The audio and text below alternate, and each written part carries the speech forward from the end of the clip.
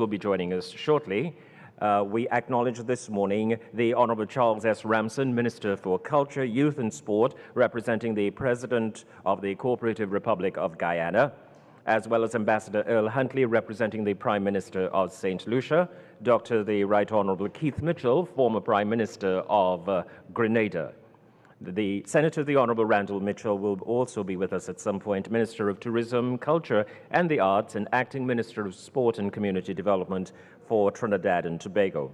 Other Honorable Ministers of the Government of the Republic of Trinidad and Tobago and the region, Your Excellencies, heads of diplomatic missions accredited to the Republic of Trinidad and Tobago, Assistant Secretary General CARICOM Ms. Alison Drayton, Dr. Kishore Shallow, President of Cricket West Indies, CWI Directors and Executives of CWI, our esteemed legends of West Indies cricket, heads and other representatives of national and regional cricket bodies, former and current West Indies cricketers, permanent secretaries, the specially invited guests, members of the media, our audiences online, distinguished ladies and gentlemen.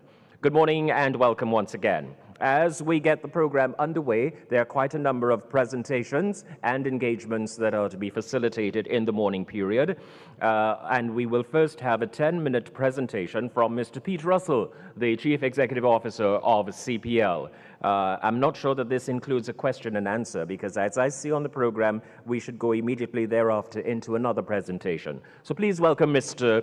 Pete Russell, CEO, CPL.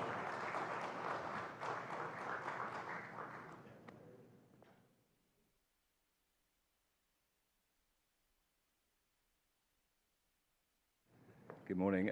With all protocols observed, many thanks to Prime Minister Rowley for the invitation from CARICOM to come and speak with you today.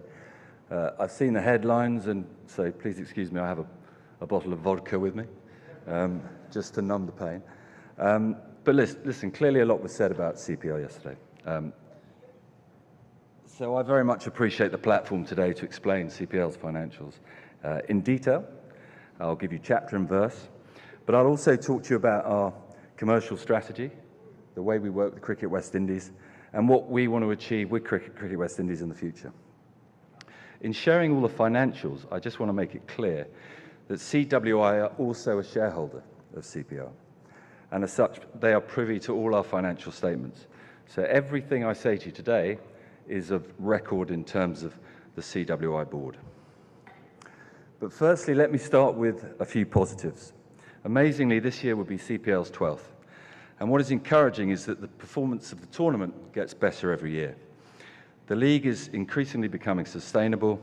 We have 6 stable franchises, and we have a fantastic fan base, both here in the Caribbean and around the globe. The fan metrics are strong. Across our 5 venues in 2023, 240,000 fans turned up to watch the games live. 850 million fans watched the tournament around the world, with India again dominating our international viewership. CPL is very much seen as a tournament of integrity and high quality amongst its peers, which I believe reflects very well on Cricket West Indies and the region as a whole. The WCPL also came of age in 2023 and will get its own playing window this year, off the back of delivering some very strong audience numbers last year. So that's the good stuff.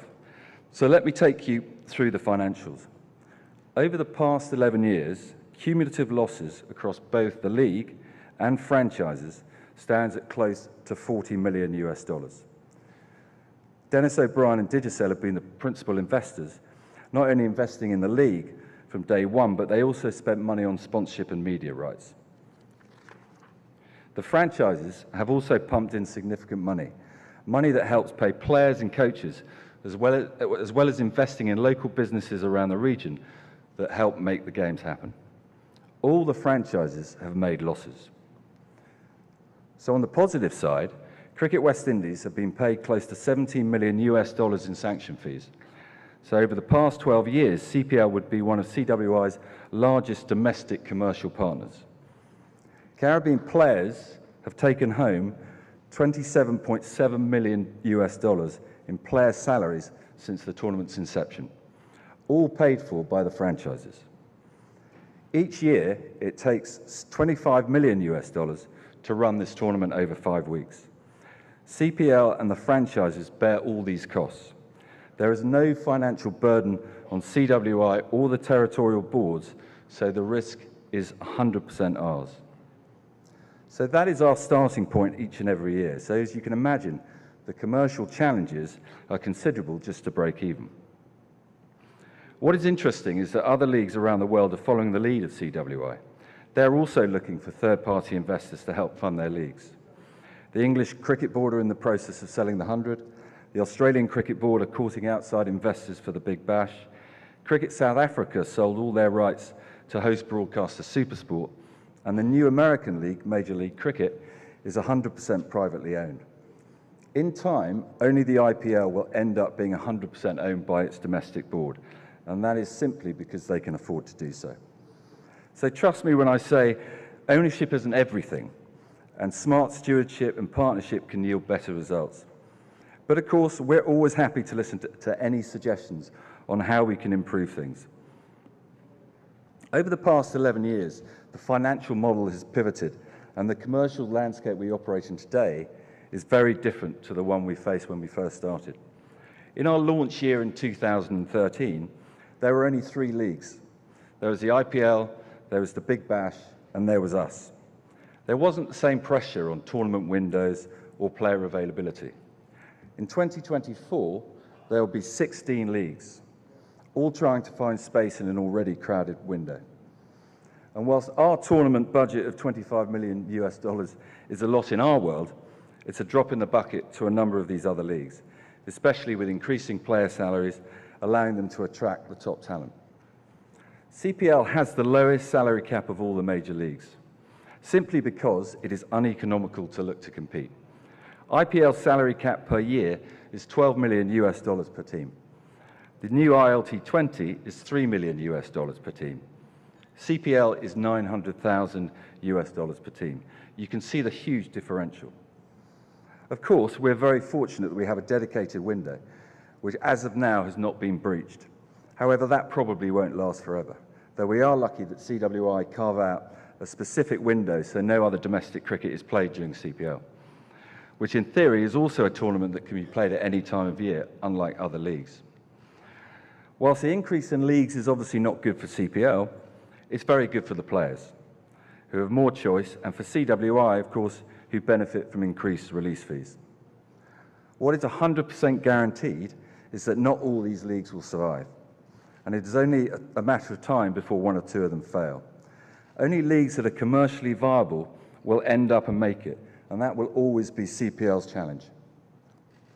Commercially, CPL has a distinct disadvantage to the other top leagues, based on traditional sport league models.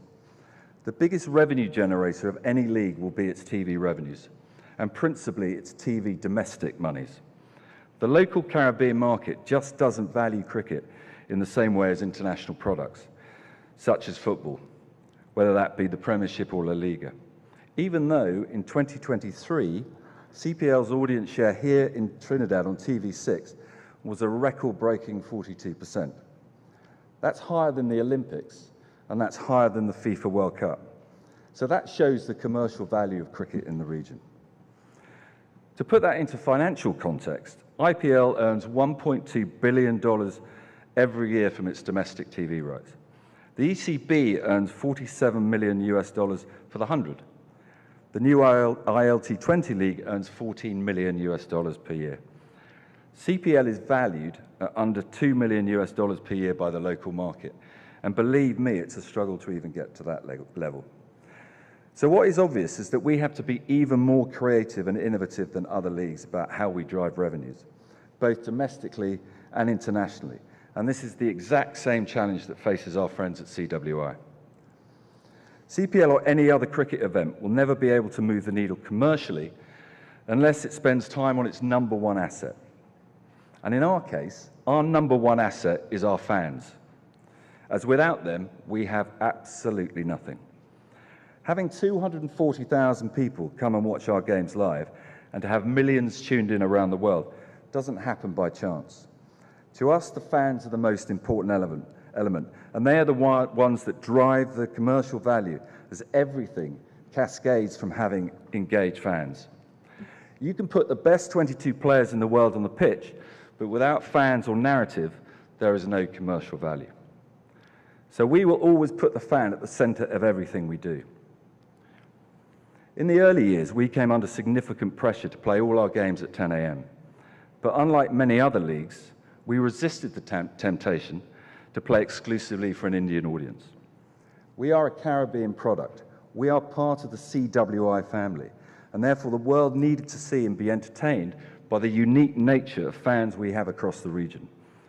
We wanted to be accessible to fans. It wasn't just about ticket prices, which we've always kept low. It was also about encouraging fans to turn up and express themselves. We wanted to create an occasion. It's never just about the cricket on the pitch. It is about everything that goes on around it. And we've invested in that. We make sure we also play our games at a time when our fans are available to view. So yes, we did take a hit from TV revenue because we weren't live when it suited India, but it was the right decision. CPL's audience has also evolved over time. Women now account for 40% of our audience, and we are trending younger. Just think about that for a minute. 40% of our audience is women, and they are young women. And it was mentioned on the stage yesterday, we have to focus on the women of the future because that's where the kids are coming. That is a massive, massive opportunity for the region. But most importantly, it shows that CPL is just as much about generating a social vibe as it is about putting on great T20 cricket matches. Our strategy is very straightforward. Wherever we play, we look to amplify the tournament. Our positioning of the biggest party in sport might, in some people's eyes, be a bit of an overreach. But we always wanted to be seen as the hottest ticket in town and create demand through fan FOMO. And once we have the fans in the stadium, we want to give them the time of their lives. And of course, it's not just in the stadiums where we want to create the FOMO. We want every person watching on TV to want to be at our games, no matter where they're watching in the world. And this is where our partnerships with regional governments have become so important. It was by design that the tournament window was selected to take advantage of a traditionally low tourism period, rather than cannibalizing high season. We always looked at August and September as an opportunity to create a new window for tourist demand, and in turn build an economic opportunity for our host countries. Sports tourism is now worth billions and billions of dollars around the world, and as you'll see from the World Cup this year, cricket will drive huge economic value for the region. But that is a global event, and what we have had to do is to make a regional event just as appealing for fans wanting to travel for a unique sporting experience. We are certainly making good progress. I think in Guyana last year, the Cricket Carnival initiative created by President Ali showed what is possible. Yes, cricket was very much at the core with the CPL finals, but it was so much more than that. The country came alive with multiple entertainment activities, giving fans a truly immersive experience. Caribbean culture was fully on show, from food fairs to high-profile music concerts, through to carnival pageants, with cricket weaved in between. It made for a memorable 10 days for all those who attended. And the top-line results were fantastic. For the finals and playoffs, CPL sold 54,000 tickets. Each game was sold out, but interestingly, 14,000 of those tickets were purchased outside Guyana. That's 25% of the total flying into Guyana specifically for cricket and the carnival. This was also reflected in the number of inbound visitors to Guyana last September, with record arrivals being recorded across the period, 131% increase year on year. Commercially, all our government partners are vital to the sustainability of CPL, and we will continue to innovate to drive more value to those partnerships. This year we'll be having a soca concert in St. Lucia. There'll be a Juve party in St. Kitts and a beach cricket tournament in Barbados, all designed to drive the tourism agenda, but to also give fans a further touch point to cricket and CPL. All of this activity and visibility leads to greater commercial interaction and value for sponsors, another important source of revenue for the cricketing ecosystem. Yes, CPL has done well, with engaging regional and international sponsors. But again, it comes back to the fans. Sometimes that I hear CPL is in some way taking sponsorship dollars away from other parts of the cricketing ecosystem. I wish it was as simple as that. Every single sponsorship dollar needs to be accountable. Just because CPL is a cricket tournament doesn't give it the right or mean a sponsor is investing in cricket.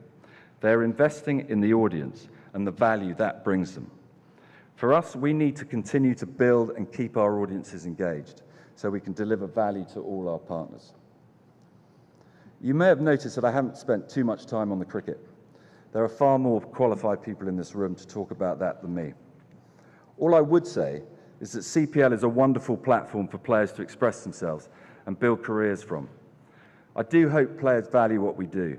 We do know that many Caribbean players have gone on from CPL to make a very good living in other leagues around the world. And it's also important that players play their part in promoting the region. Has CPL developed enough players? Again, that is for others to judge. But I would say it is every local player in CPL gets to experience competitive cricket, be around top professionals, not just from the region, but the world. The opportunity is there, should they be good enough or committed enough to take it. And lastly, I just wanted to touch on the CPL and CWI partnership outside of the financial model, as it's never really been fully understood. The two entities are as close as they've ever been, and there are a number of major initiatives underway already. We collectively launched the WCPL. Just to be clear, this is not part of CPL's remit. We were asked by the former president of Cricket West Indies whether we could help. So we did, and we were able to lean on the CPL structure, principally the franchises, as well as attract fresh investment from our investors, to launch what we believe is a very important tournament for the women's game. Just to be totally clear, CPL has not sought any equity position in that league. We have funded it 100%. The launch of the 60, a new T10 tournament planned to roll out after the successful pilot in St. Kitts, I believe could lead the way in the Caribbean. And I think we can build a very sustainable enterprise that will both help local development. But again, this is not part of CPL's remit. We will again put our investment in, we will again lean on our infrastructure, but we believe this will deliver great cricketing and economic value for all stakeholders in the Caribbean. And a new development league is planned for 2025, very much a league for the up-and-coming talent, with the aim of developing young players that helps fast-track future stars. We will again help to finance this tournament. Franchises are also investing, especially when they become more stable in their various territories. Here in Trinidad, the local T20 this year is being sponsored by TKR. In Barbados, the Barbados Royals have launched a new initiative with Hayley Matthews. In St. Lucia, the franchise sponsor the local T20 tournament and have donated cricket nets and laptops to schools. In St. Kitts this year, there'll be new covers for the ground, and there again have been kits and bags delivered to school children. In Guyana, there have been multiple donations of cricket gear to schools and clubs, and the Warriors also sponsor local women's teams as well. So this is just the start, and there'll be plenty more to come as the teams become more established. On an operational level, we continue to find common ground with Cricket West Indies. We now have a joint ticketing partner, having had separate entities for a number of years. We're now looking at how we create a joint production entity, upskilling local talent rather than bringing in expensive overseas companies to run the show. And we collaborate on staff. So a number of our staff are working on the Cricket World Cup as we speak. So plenty of good things are happening that will make a difference. So what do I make of the future? Sport is now a growing asset class. Private investment has come into all major sports, and cricket is certainly benefiting. But what that means is that the cricketing landscape is changing and becoming fiercely competitive. So we will see even greater pressure on cricket here in the Caribbean, certainly as America develops, whilst investment for the Middle East is about to come into cricket in a major way. By way of an example, we have already been asked to present the 60 concept to Saudi Arabia. The IPL are now talking about an IPL 2. That will be played in our window. They're certainly looking at it. So that will have major implications for us as a tournament. So as much as we have a local agenda, global actions will have an influence on how well or badly we fare in the future. So we all need to be prepared. CPL are investors in West Indies cricket.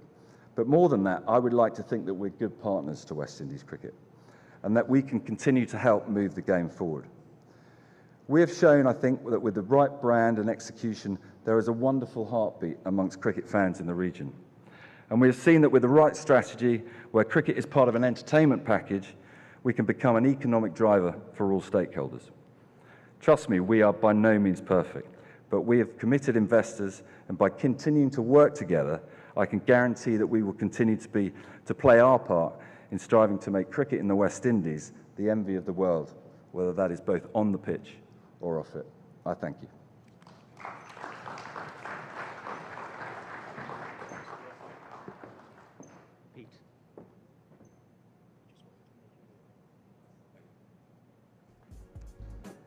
Our thanks to you, Mr. Pete Russell, the Chief Executive Officer of CPL. As we continue now, ladies and gentlemen, there's a presentation from Cage Sports. Would you please welcome the co-founder, chairman, and CEO, Robert B. Washington.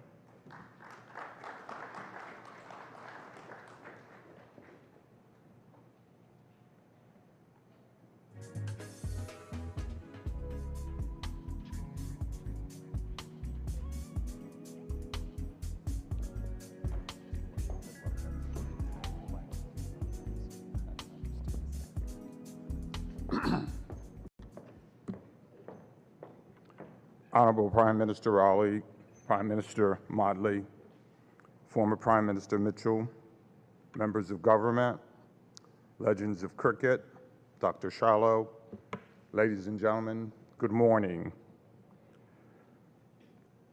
To be sure, cricket has been at the core of the Caribbean social and economic fabric development and has produced some of the greatest cricketers of all times.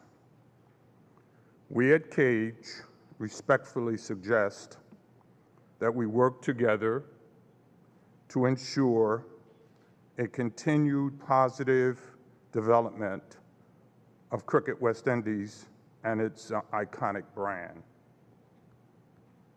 However, as was stated yesterday by one of the legends of cricket, Michael Holdings, you need cash to care.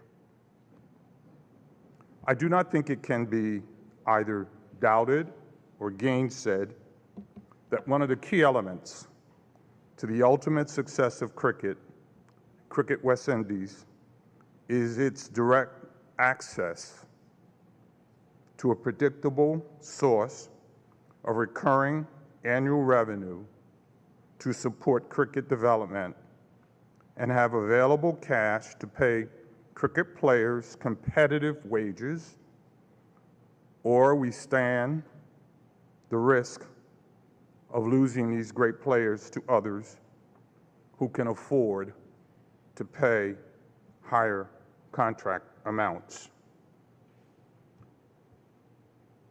Members of the board of CWI and Cage informally have been engaged in ongoing informal discussions and conversations since 2007 with respect to implementing regional games to generate recurring revenue to support regional cricket development and the federations. We have again proposed to Cricket West Indies a plan for the creation of an annual, sustainable, and recurring source of predictable revenue for Cricket West Indies and its federations based on a set of regional games tied to a common and regional operating system, games, and brands. Ladies and gentlemen, this statement is not aspirational. This is not a dream. This is not a wish list. It can become operational during the first quarter of 2025. We at Cage and our predecessor company, Lilco, have a long history of generating recurring revenue for cricket and other sports in the Caribbean community. We started our operations in the Caribbean many, many years ago with the formation of a very small lottery, the Antigua Lottery, in 1994. We then formed the Leeward Island Lotteries in 1998-99. We created Caribbean Lotto as a result of the Caribbean Lotto. And in the late 1990s, we commenced a strategic relationship with the government of Barbados and the Barbados Cricket Association. And in 2004, we formed Cage, the successor company to Lilco. And we signed a subsequent agreement with the government of St. Kitts, the government of St. Lucia, the National Lottery Authority, to provide a source of recurring revenue so that the government could pay off its stadium debt. Ladies and gentlemen, it's very important to appreciate that in our discussions with Cricket West Indies, we have advanced yet another proposal, plan, strategy to generate over $94 million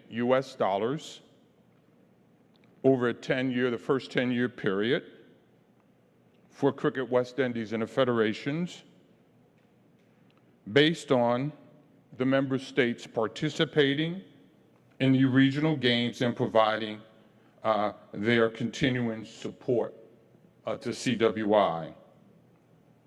Let me be unambiguously clear on this point. The total investment and all of the risk associated with the startup of these games shall be for the account solely of Cage. We're not asking CWI or any government to advance any revenue, take any risk. It will all be undertaken by Cage and its owners. And let me just for a moment say something about Cage, or Lilco for those who do not know. Cage is a RLJ majority-owned company. RLJ is Robert L. Johnson, the first African-American billionaire that founded BET, the Charlotte Bobcats. I was a partner in that. The Charlotte Hornets with Michael Jordan, I was a partner in that as well. We sold it last year, the Hornets. Over 120 hotels, largest African-American car dealership in America, and many, many other investments. And so we are in gaming, and our strategic partner in the Caribbean for the execution of this project that we are proposing to CWI is Sports Radar, the billion-dollar Swiss company, the largest provider of sport content in the world. Sport Radar, you can look them up. They have the greatest cricket games in their network, and they are prepared, and we have launched in Barbados, in St. Lucia, in Antigua, and we're about to launch in Guyana, and we have an application pending in St. Kitts and Nevis. So it's important that we understand that the turnkey proposal and all of the risk and capital is ours. The opportunity is for both government and CWI to participate. We're not asking government to give up their revenue sources either. Obviously, that would be unfair. That's just simply moving revenue from one side of the table to the other side. Governments will also obviously participate in this participation. Honorable Prime Ministers and members, ministers of government, I just want to be clear again at the concept that was asserted yesterday that you need cash. As a former corporate lawyer in Washington and New York, I understand and appreciate the importance of governance, corporate governance. It's indispensable, but you also have to have a source of revenue. You have to have revenue. You can have the best corporate governance in the world, Without a sustainable, predictable source of revenue, irrespective of how great your governance plan is, it doesn't work.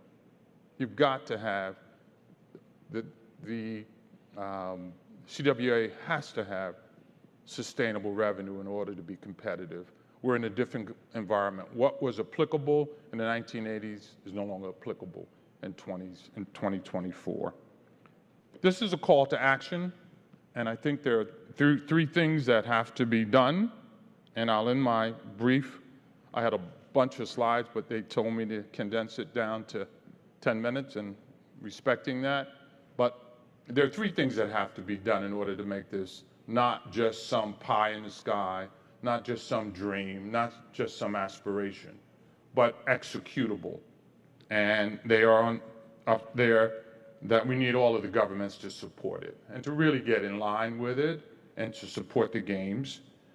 We need the public support of the governments in these jurisdictions. And finally, each member state, through its ISP, has to block all of these illegal games. They already exist. Let me be clear. They already exist. People can play these games today on their handheld devices, and you don't participate in the revenue. There's so much illegal playing going on in the Caribbean community because the ISPs are not blocking. If people have credit cards, they can already play these games. They already exist. So we're not asking for something that doesn't exist. We're saying, how do you monetize something that already exists and to ensure that it benefits the people of the West Indies, it benefits the governments, and it benefits Cricket West Indies. And as I close, in the parlance of the NBA, we say it's jump ball time. And closing, I also want to remind us of the statement made by Michael Holdings yesterday, and I'm repeating myself. You need cash to care. And I hope in the future, this is my first time I spent yesterday, I learned a lot, and thank you for the opportunity, invitation. But we really need to spend a little more time on talking about how we generate funds and revenue so that, you know, half of the time we need as a business, and this cricket is a business, we need to talk about how we generate revenue and how that revenue is spent, and obviously is a function of corporate governance. So thank you again for the opportunity. We welcome the chance to participate and help to strengthen cricket. I have been watching cricket for 30 years, and it's not new to me. I am a sportsman. As I said, I'm former owner of an NBA franchise. But this is an incredible game. It's one of the most incredible games in the world. But we need more revenue, more support behind it. I look forward to answering your questions, and thank you very much for the opportunity.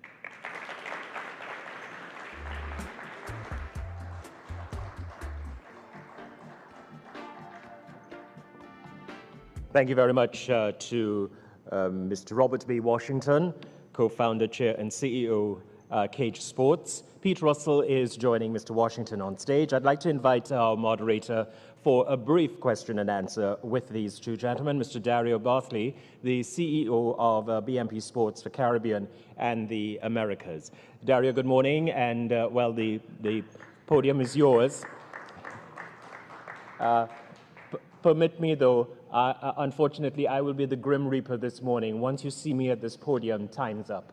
No problem. Thanks for your cooperation in advance. The floor is all yours. Good morning, all. Please allow me to accept all protocols previously observed. I know that there are probably some burning questions in the room for the two gentlemen to the left and right of me, so without much further ado, I'd like to open up the floor. I'm seeing a question from Dr. Keith Mitchell at table 2. We get a microphone there, please. Just want to ask my brother Lee, in your table you presented a while ago, I noticed a constant increase from one year to the next of a certain amount, and it got larger and larger. But from year 6, I noticed there was a decline.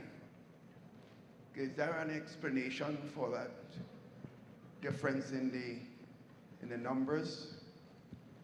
revenue, projections of revenue? Is there an explanation for this? Just It's a game mix and the type of games. And what we tried to do with Sports Radar, Mr. Prime Minister, what we tried to do is to present a conservative model that we thought that we could exceed. And the example, for example, could be St. Lucia, where the former government asked us to generate $200,000, and this month we're giving them $785,000 this month. And what we tried to do as games get known and understood and played, there are periods where we go up and down. And what we tried to do is to project a reasonable scenario that we think we could exceed.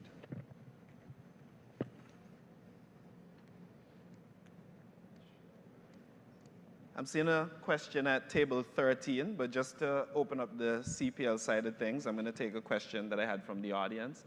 How many shares does Cricket West Indies actually They have 5%. 5% of the CPL. Andrew Batiste question for Pete Russell. So Russell, you mentioned that Digicel was an owner or is an owner still, one. And if Digicel is an owner, is it that CPL is a subsidiary of Digicel? And if they are a subsidiary, does that mean they are listed and we can see the accounts, not only CWI, but the rest of the Caribbean? And there's one more question. And you mentioned CWI got 17 million over 12 years. If I do the math, that's about 1.4 million US. That doesn't sound like a lot.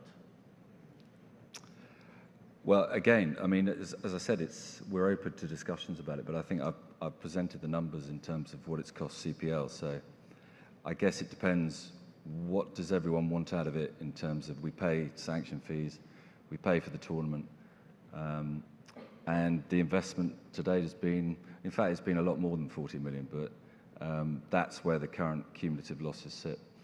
To your Digicel question, yeah, they're a shareholder of CPL. We're not a subsidiary of Digicel, so I don't know whether they share their accounts. But as I said, we're very transparent with Cricket West Indies in terms of where our accounts sit. And again, you know, what Digicel are going through an interesting time right now. So whether Digicel what they'll do with the league, who knows? But for now, they're very much a shareholder. Pete, just based on the comments and the questions that we got yesterday throughout the room, I think that a lot of persons are seeking an answer as to whether CPL would be open to renegotiating that contract and that 50-year period. Look, I think, again, it baffles me why people think we're sort of this ghost in the shadows somewhere. We are part of Cricket West Indies. If people think it's a problem with the 50-year deal, of course we'll look at it. But you have to remember it works both ways. I mean, CPL doesn't necessarily want to be in a contract for 50 years where we're losing money. So I think everyone's just got to work together to say, well, what's the emotional hang-up here about 50 years? Because if in fact it's not 50 years because there's a break after 30. But the point is, you know, we've put $40 million in. So at some point, any investor is going to want to see a return on that. So I'm sure everyone in this room can understand that. Now, if people want to come forward and say, look, CPL's not doing it properly, there's another investor who we want to bring to the party, we'll have the conversation. But I don't know what everyone wants from the 50-year agreement. So without me understanding it, it's very difficult for me to respond to it. Question at table 4. Good morning, Gregory Nichols from Barbados. I have a comment and a question for both of you gentlemen.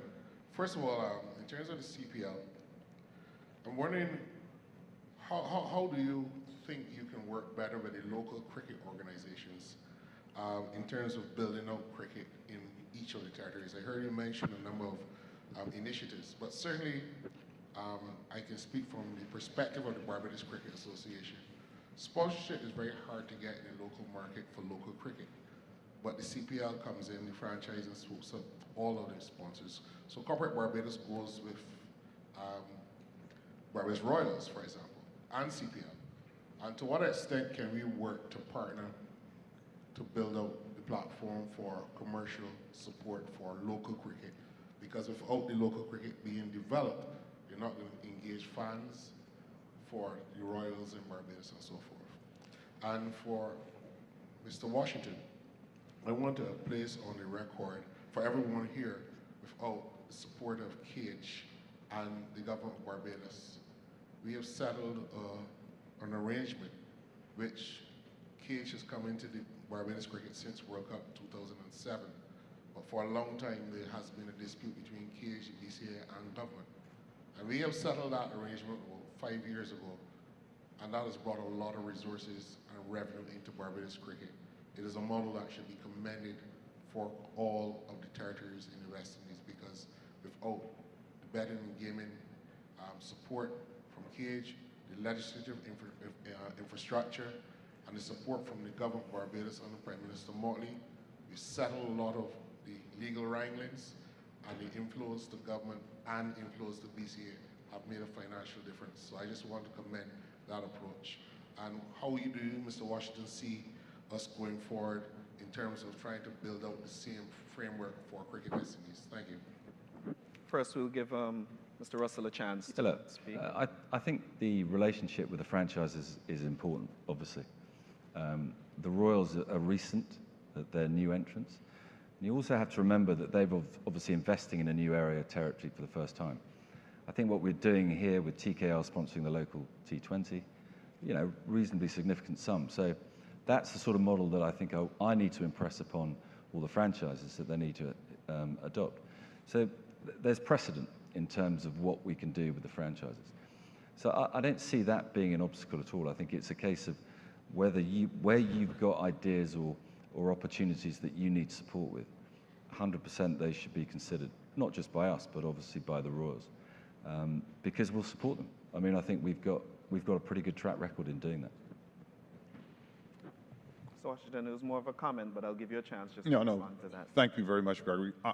We believe, after having studied the opportunity, that this is a mechanism, a strategy that works in the U.S. and other parts of the world, where you can generate a predictable source of recurring revenue. Just remember, on one Sunday on Super Bowl, sports betting alone, $23.2 billion was spent in the U.S. And because we have Sports Radar, and we're bringing Sports Radar, the large Swiss company, which has the European cricket and most of the cricket around the world, we think players will be able to play on their handheld devices, and we'll be able to get a lot of the younger people, and we comply in all material respects with anti-money laundering, KYC. We restrict anonymous bets, very limited anonymous bets, because we have to meet, obviously, as U.S. owners and companies in the Caribbean, we have to meet U.S. standards on KYC, Bank Secrecy Act. All the requirements are there for governance and control, but a predictable source of significant recurring revenue with no investment on the part of Cricket West Indies or the governments in order to get this up. And with the iconic brand, and there is a significant revenue source. We think we'll do better than those numbers, but it depends on how governments participate. And if we have that enthusiastic support of the governments behind the cricket brand and behind this revenue that's going to cricket, it will outperform the projections. Another question from table 4. One of the burning issues as regards to CPL has been the development aspect of the players. You mentioned that there will be a development league, I take it from next year, and also that you will also sponsor T20 in the local territories. Can you give us some more explanation on this? Well, I think the Development League was very much a CWI initiative. I think born out of Darren Sammy obviously making the case. And it's right, of course, because there has to be a league where young players feel that they can obviously perform under a spotlight and then have the opportunity to play in franchise cricket, whether it's CPL or anywhere else. So, we commit a development fee, as you all know, to Cricket West Indies every year, outside of our sanction fee. And so we're going to use that money and top it up to make sure that this league happens, because I think it's very important for the region. I think in terms of the development that we can do, we have 5 weeks a year when we're in play. We obviously have development players that come into the teams, and there's a clear structure as to how those players are selected. It's not great, it's not ideal, but I think it's, in the context of a competitive league like ours, I think it works. But yeah, we want to support, obviously, development leagues wherever they are, whatever age group, because that's important. That helps us, obviously, as well as the whole cricketing ecosystem. Sure, so something I want to ask is, in support of the local T20 leagues, with the directors obviously in the building and majority of the countries having some type of T20 league being ran, is it possible that we could receive like a framework of how that sponsorship works, what areas we need to satisfy in order for CPL to support T20 cricket in the region? I think it's for you to tell us how you see it. I mean, we're working with the cricket board here, and effectively we've said, listen, we will support it. You just tell us how you want us to support it. We're not going to ask for ridiculous requests, whether that's branding requests or anything else.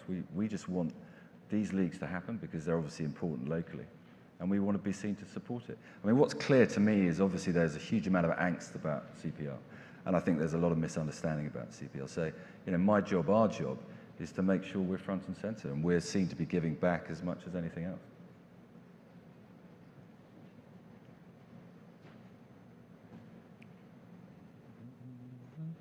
Not seeing any more questions around the room.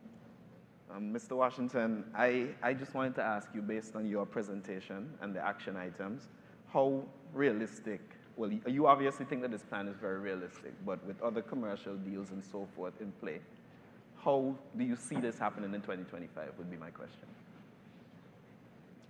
We're saying that from our perspective, and the things that we have to do in order to make it operational, we can execute our side to make it operational in the first quarter of 2025.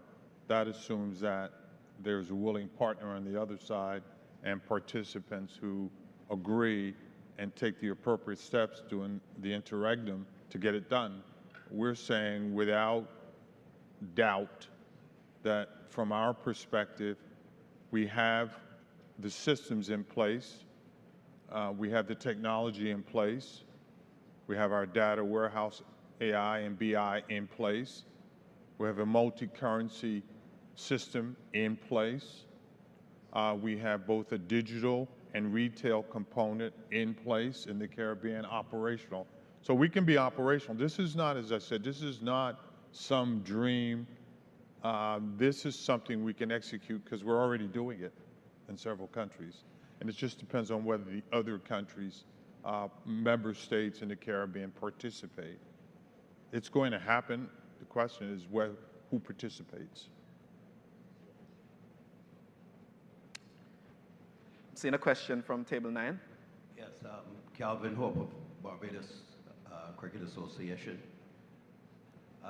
There's a restrictive clause in the CPL agreement where territorial boards, excuse me, or local associations are restricted from hosting or staging T20 or similar tournaments that are of an international flavor. Certainly, I have read it, and from a legal point of view, I see it as a restraint of trade for an association who, by law, in their country, is responsible for management and organization of cricket. Is that clause something that CPL could review or is willing to look at to see how you can resolve that restriction? Calvin, firstly, I didn't sign the contract, so I don't know. Obviously, that was agreed by both sides. But you also have to remember that there is a commercial reason for signing some, or at least ensuring that there is some protections of CPL. Because if every single country here set up a similar CPL or had international franchises playing, what's the value for CPL? Because even His Excellency President Irfan yesterday mentioned he's launching an international or world league that's going to come to Guyana. So that's going to have a knock-on effect, obviously, on CPL. So I think we've got to be very careful by saying, okay, well, everyone can now set up international franchise tournaments that are similar to CPL, because then we have no value, and ultimately, I'm not sure that's going to be for the best for the region. But again, like all of these things that I've said, I'm very happy to discuss the pros and cons of that. I just think there has to be some protections in there for CPL to make sure that, you know, we're not inundated with all these local leagues, and obviously commercially CPL doesn't work, because that's the other worry, is that CPL falls over because it can't raise the 25 million every year. So that's obviously my worry every year. But look, as I said, everything, if you want to discuss how that clause works and what's the best for all parties, very happy to do it. Just another question. In relation to T10 franchise leagues, we've seen the emergence of a lot of T10 cricket being played around the region. What is CPL's view on that and those rights? We don't have those rights. So you know, it's not that we're restrictive. I mean, those are for Cricket West Indies. You've got to be very careful, I think, again, is how you construct those leagues. I think there has to be, my own view, and look, I don't run Cricket West Indies, so, but there has to be a structure which funnels up to something.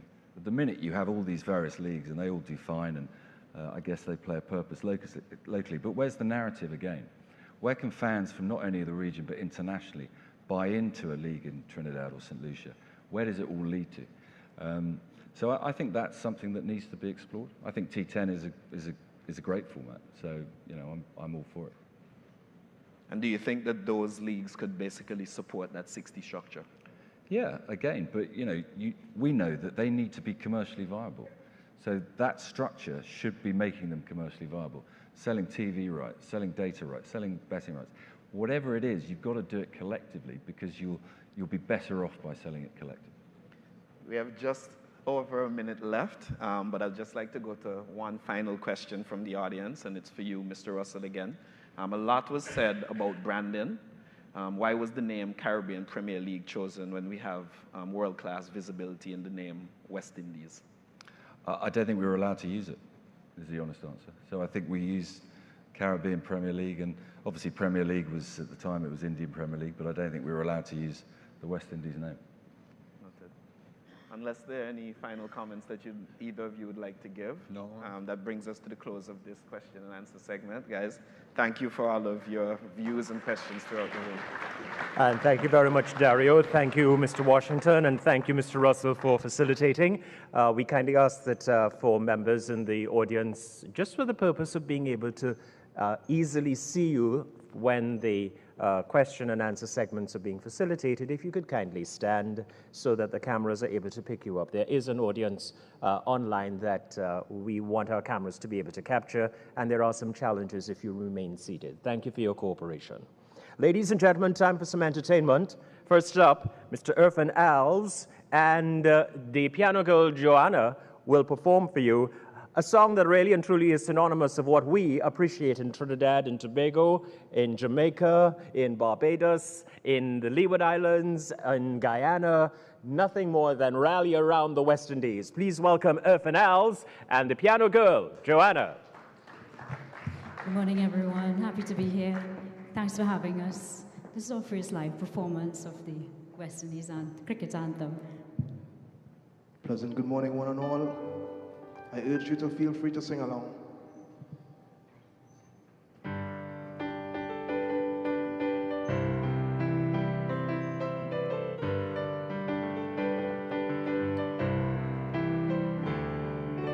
No noble thoughts brought us here to this region, but through it all, we have risen above through our flooding nights, flashing their willow and leather.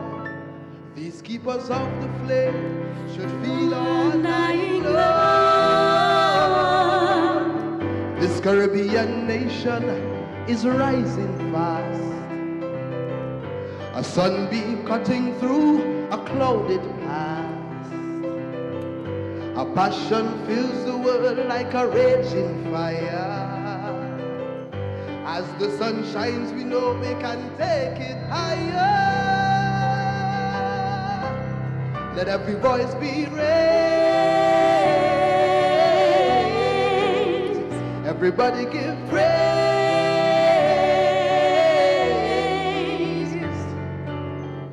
Rally, rally round the West Indies, now and forever. Hey, rally. Rally round the West Indies, no and forever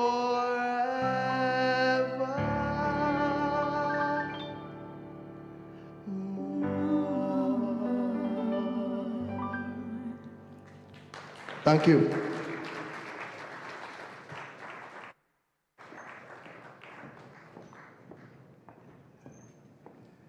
Thanks to the piano girl, thanks to Urfanaus. Thank you, David Michael Rudder.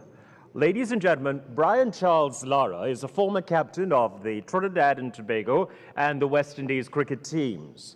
He is widely acknowledged as one of the greatest batsmen of all times to grace the cricket fields. Mr. Lara holds several cricketing records, including the record for the highest individual score in first-class cricket, 501 runs not out, and the record for the highest individual score in an international innings, a memorable 400 not out at the Antigua Recreation Ground in the 4th Test against England in 2004, and this still stands as the world record. Mr. Lara is a national icon in Trinidad and Tobago and is popularly called the Prince of Port of Spain. As a legend, he shares his perspective on West Indies cricket. Please welcome Mr. Brian Charles Lara. Good day, ladies and gentlemen. Firstly, I want to say how honored I am to be a part of this regional conference on West Indies cricket, themed Reinvigorating West Indies Cricket. At the same time, I feel disappointed I am not there in person interacting with you throughout the conference and not just for a few recorded minutes. I was always better taking on the game out in the middle, in the heat of the moment, more so than shouting my support from the pavilion. This forum will have to do for now, but rest assured that in the future, whenever needed, I am available. But I don't come cheaply. I played a lovely game of cricket from the moment I could walk, and I was inspired by the late Roy Fredericks and some seriously great role models. In my support group, I had my dad, my mother, my siblings, Joey Kuru and his family, and many more wonderful people that wanted me to succeed. Harvard Coaching Clinic, Queen's Park Cricket Club, Fatima College, Trinidad and Tobago Cricket Board, and WICB are all institutions that paved the way and became architects of my career. And for that, I want to say thank you. I've been involved in this game for 50 of my soon-to-be 55 years. The history of West Indies cricket means a lot to me. Well, at least the interpretation I have of West Indies cricket. Chairman, members of CARICOM Subcommittee for Cricket, members of the West Indies Cricket Board, and all stakeholders, my mandate today is to give my thoughts about West Indies cricket and the importance of this two-day conference. Well, to answer your first request, you would have to give me every minute of these 2 days and more to complete my thoughts. But I will try. I will try to concise my message and squeeze my thoughts in the time given. I want to spend my few minutes establishing where we came from, the battles we had to confront throughout our 96-year journey to appreciate the acute dilemma we face. I will identify a few points I feel best describes our history in chronological order. I'll just go back a little bit before the 96 years of acceptance. I'll speak about the fact that in the 19th and early part of the 20th century, our cricket was played by plantation owners and their offsprings. In 1928, the Imperial Cricket Council granted us Test status. And for a few years, till World War II, our fight moved internally. The fight was now for fairness and equality in selection when it came to West Indies teams. Prominent figures playing at the time were Sir George Headley, Sir Larry Constantine, and off the field, our literary genius, Sir Lara James, played a very important part. Post-war, in the 1950s and 60s, our cricket blossomed on the field with a greater cross-section of our population having the opportunity to play. This evolvement in our game made conversations about gaining our independence from our colonial masters that much stronger. In the 70s, and for the next 20 years, our motivation in the game of cricket changed. We were ticking all the boxes but one. Can we be the best in the world, and not for a fleeting moment, but for years and years to come? Enter Clive Lloyd and his band of warriors, who swept away every opposing team, and yes, we became the unofficial world champions of Test cricket and double world champions in a limited over version of the game. For 15 years, and one will argue for even more, if it wasn't for an aberration in New Zealand in 1980, where the West Indies were beaten, but we dominated pre and post that period.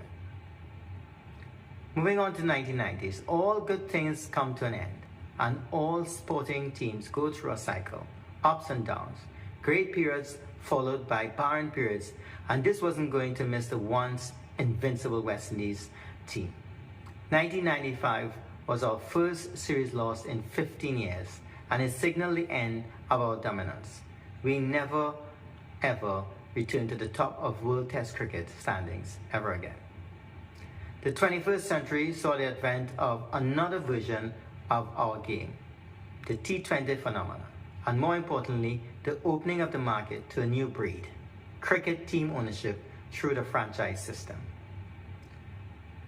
With the points above, I believe that I've covered our cricketing landscape in a nutshell. I've given this much thought, and we all know why we are here today. It is simple. We are proud people and want cricket, and what cricket means to us and the identity it has given us worldwide is slowly being erased. We were so good. We were the best in the world. What happened? What went wrong? Even today, the best players we have are reluctant to play for us. Is there any significance in looking back at the past to find the answers? Well, in my opinion, the problem and the answers are rooted in our history. They are just dressed up differently. Back in the days, going back before 1928, slavery and colonialism, the indigenous Caribbean people were not able to play the game. They were toiling away and had no time for recreation. Today, is the game of cricket an all-inclusive affair in the Caribbean, or is it being played less and less by our youngsters and only played by kids that are driven to play the sport by their parents that love the game? Can we fix this? Yes, we can. Make a concerted effort to have the game available and played by all ages and all walks of life. Whilst we are proud of the relentless efforts by the likes of Headley, Constantine and Lara James, which helped pave the way for other players of colour to have an equal chance today, we must look into the mirror and ask ourselves, are we sending the right message that will encourage all West Indians to want to play the game with a future in mind?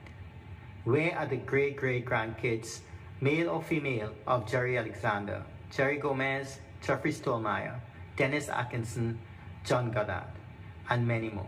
Can we not encourage them to play the game, broaden our pool, or is it too late? Or is it just that we prefer not to? We must attract all, the skillful, the underprivileged, but also open the gate for the privileged. Get rid of insularity. It is the one sport that brings us together, but somehow it finds a way of bringing out the worst in us. Cricket was one of the tools we used to show that we are capable to be our own leaders. Use it again to draw us back together.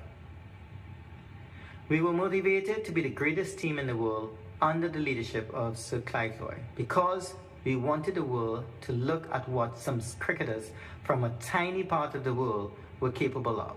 We had pride in ourselves and our purpose. That was our motivation then. Today, what is our motivation? As players, and if I was playing today, my thinking would be no different in the climate I would have found myself in. Having a career that would provide me the financial footing to firstly come out of my environment and to provide for my family's future would be of paramount importance. Let's don't fool ourselves. That is a more secure choice away from home compared to grinding it out to hopefully play for the West Indies one day. Can we return to the 70s motivation and be the best in the world once more? This will be a challenge as the game is moving away and giving less importance to country versus country and more importance to franchise cricket with more than 12 leagues available to players throughout the year. The game changed on us in the 90s and we paid no attention. Us neglecting the importance of how the pace of the game was evolving meant our decline was inevitable. The lack of good facilities and academies with the right technology to grow the game kept us stagnant. We felt that our cricketers were naturally talented and the way we learned the game was still the best way. No, it wasn't, and if we still believe that today, we are in serious trouble. The science of this beautiful game, cricket, has significantly changed and we have to catch up. The latest technology must be used in our cricket classrooms and state-of-the-art facilities for our practicals. There is no shortcut. This is serious business.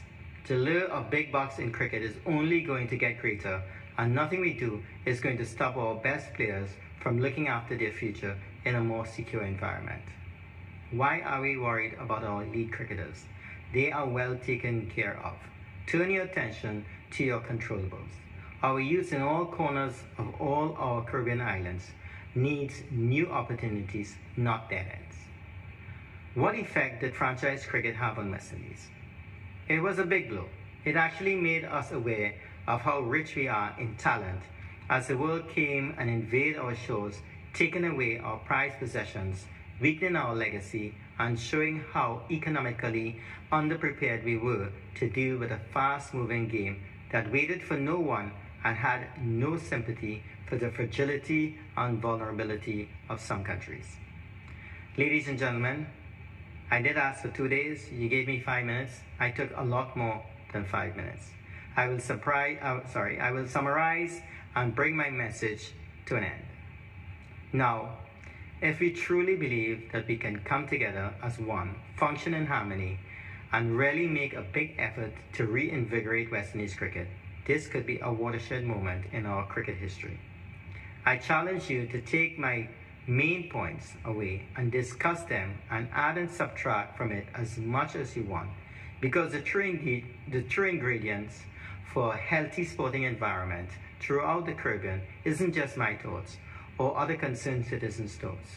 It's about respecting the views of all stakeholders and making everyone feel that they are part of the process, because we are all important to the process.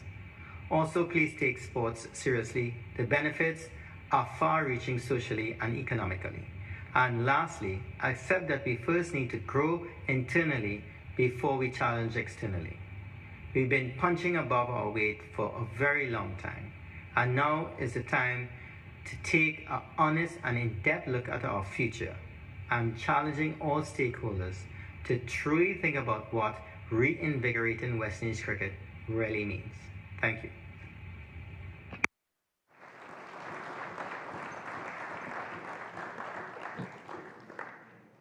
Our thanks to Trinidad and Tobago and West Indies cricket legend, Brian Charles Lara.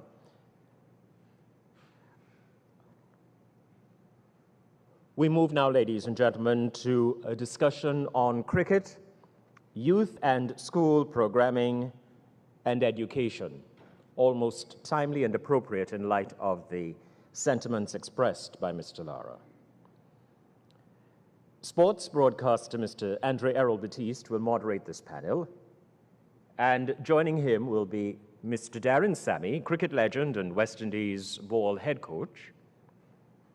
Mr. Enoch Lewis, President, Leeward Islands Cricket Board and Director, CWI. Professor Joel Warrican, Committee Member of CWI. Mr. Azim Bazareth, HBM, Vice President of Cricket West Indies and President of the Trinidad and Tobago Cricket Board. And Dr. Nigel Camacho, President of Queen's Park Cricket Club and a very dear friend of Brian Lara.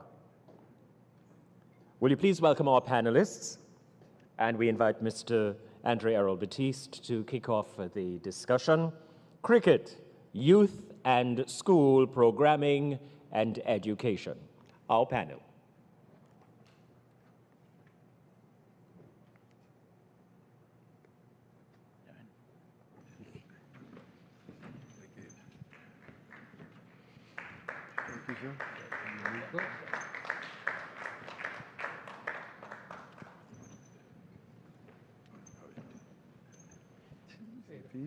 How are you? Good. Very good. Thank you. Okay.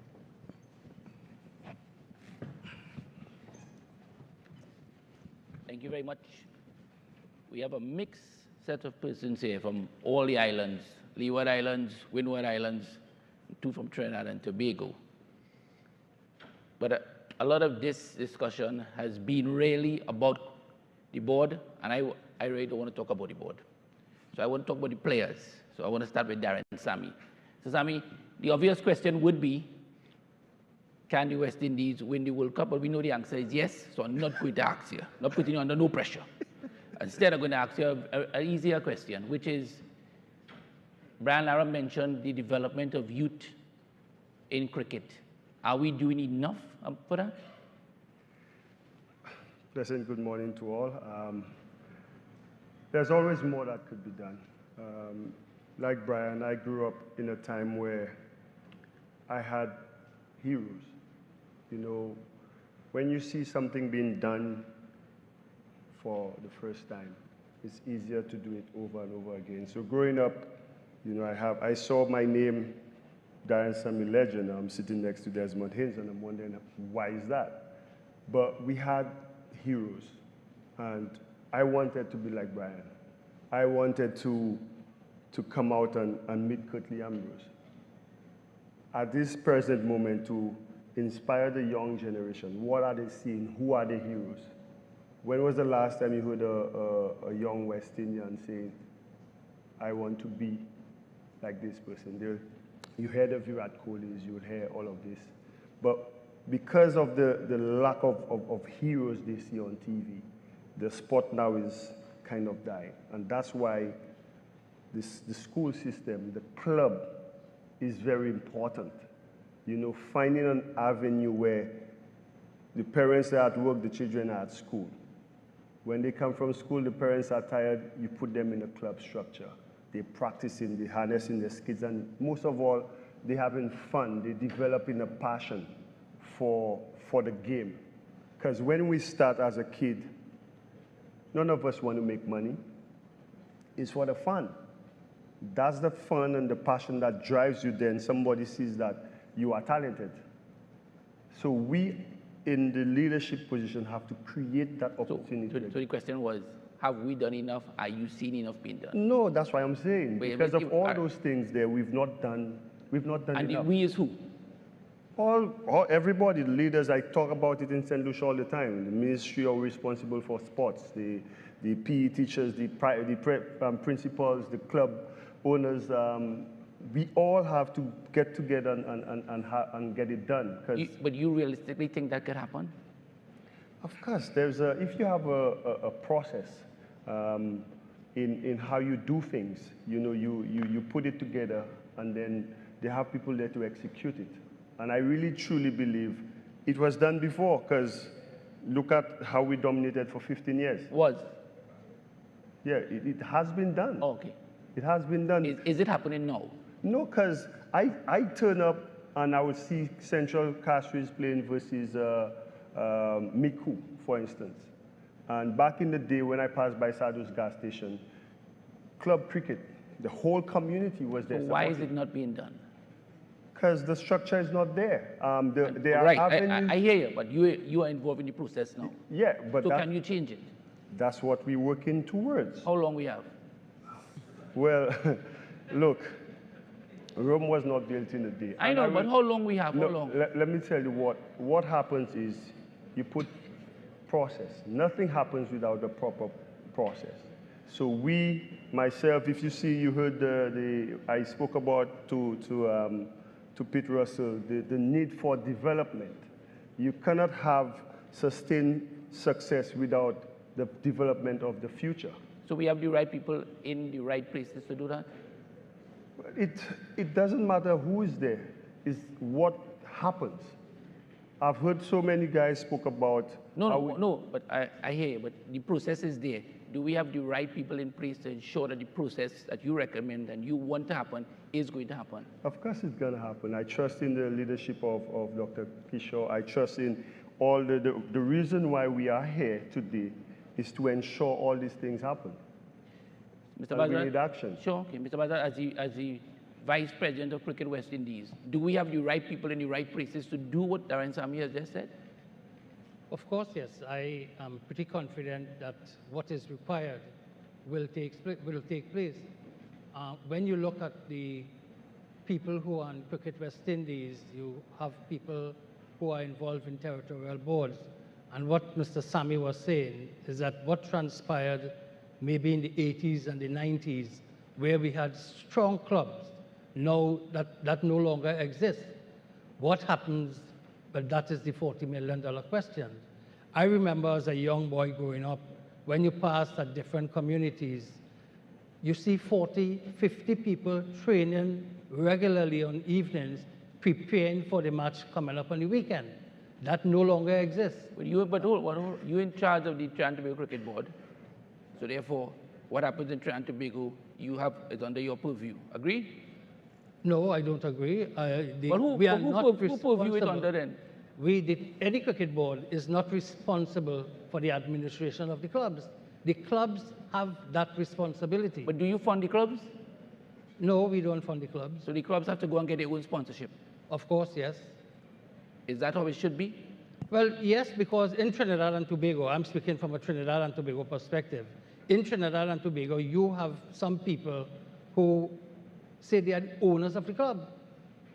If you are the owner of the club, that is your own, what I understand from it is that is your own personal item.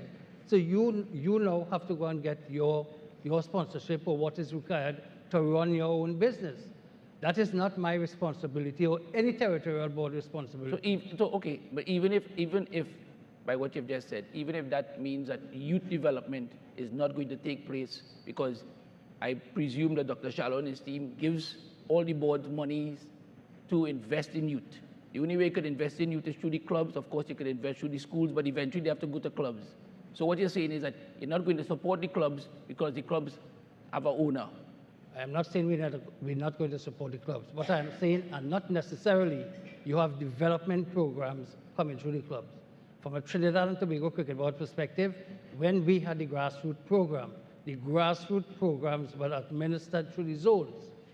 And the zones will appoint coaches at the different venues, not necessarily at the primary school or secondary school, at different venues throughout the country. In Trinidad and Tobago, I remember there were 80 venues where we had the grassroots program taking place. And as I said before, that used to be run through the zones. So Louis, I want to bring you in here from the Leeward Islands perspective. In terms of club system, in terms of the youth system, how is that working in the Leeward Islands? Is it working like how it's working in Trinidad and Tobago?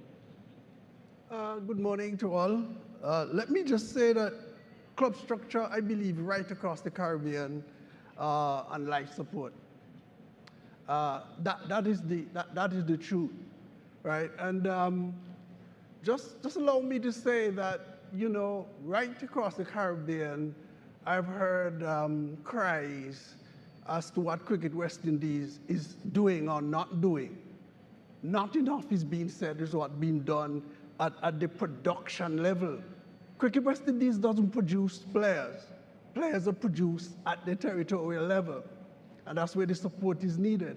And I go particularly I believe if this conference, if you could walk away from this conference with one thing, it would be for me that you fix both school or youth development and club structure.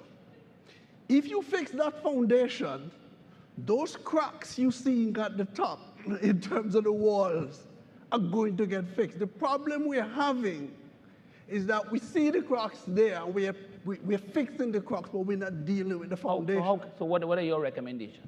Well, the way I see it, you know, it's like one evening I was home and I was just relaxing. And the thought came to mind as to exactly what needs to happen to address this situation that we have. And it is this. I believe that CARICOM should just take total charge of the development of school cricket. And what I mean by that is I believe CARICOM should take it on their payroll, appoint 1, 2, or 3 ambassadors.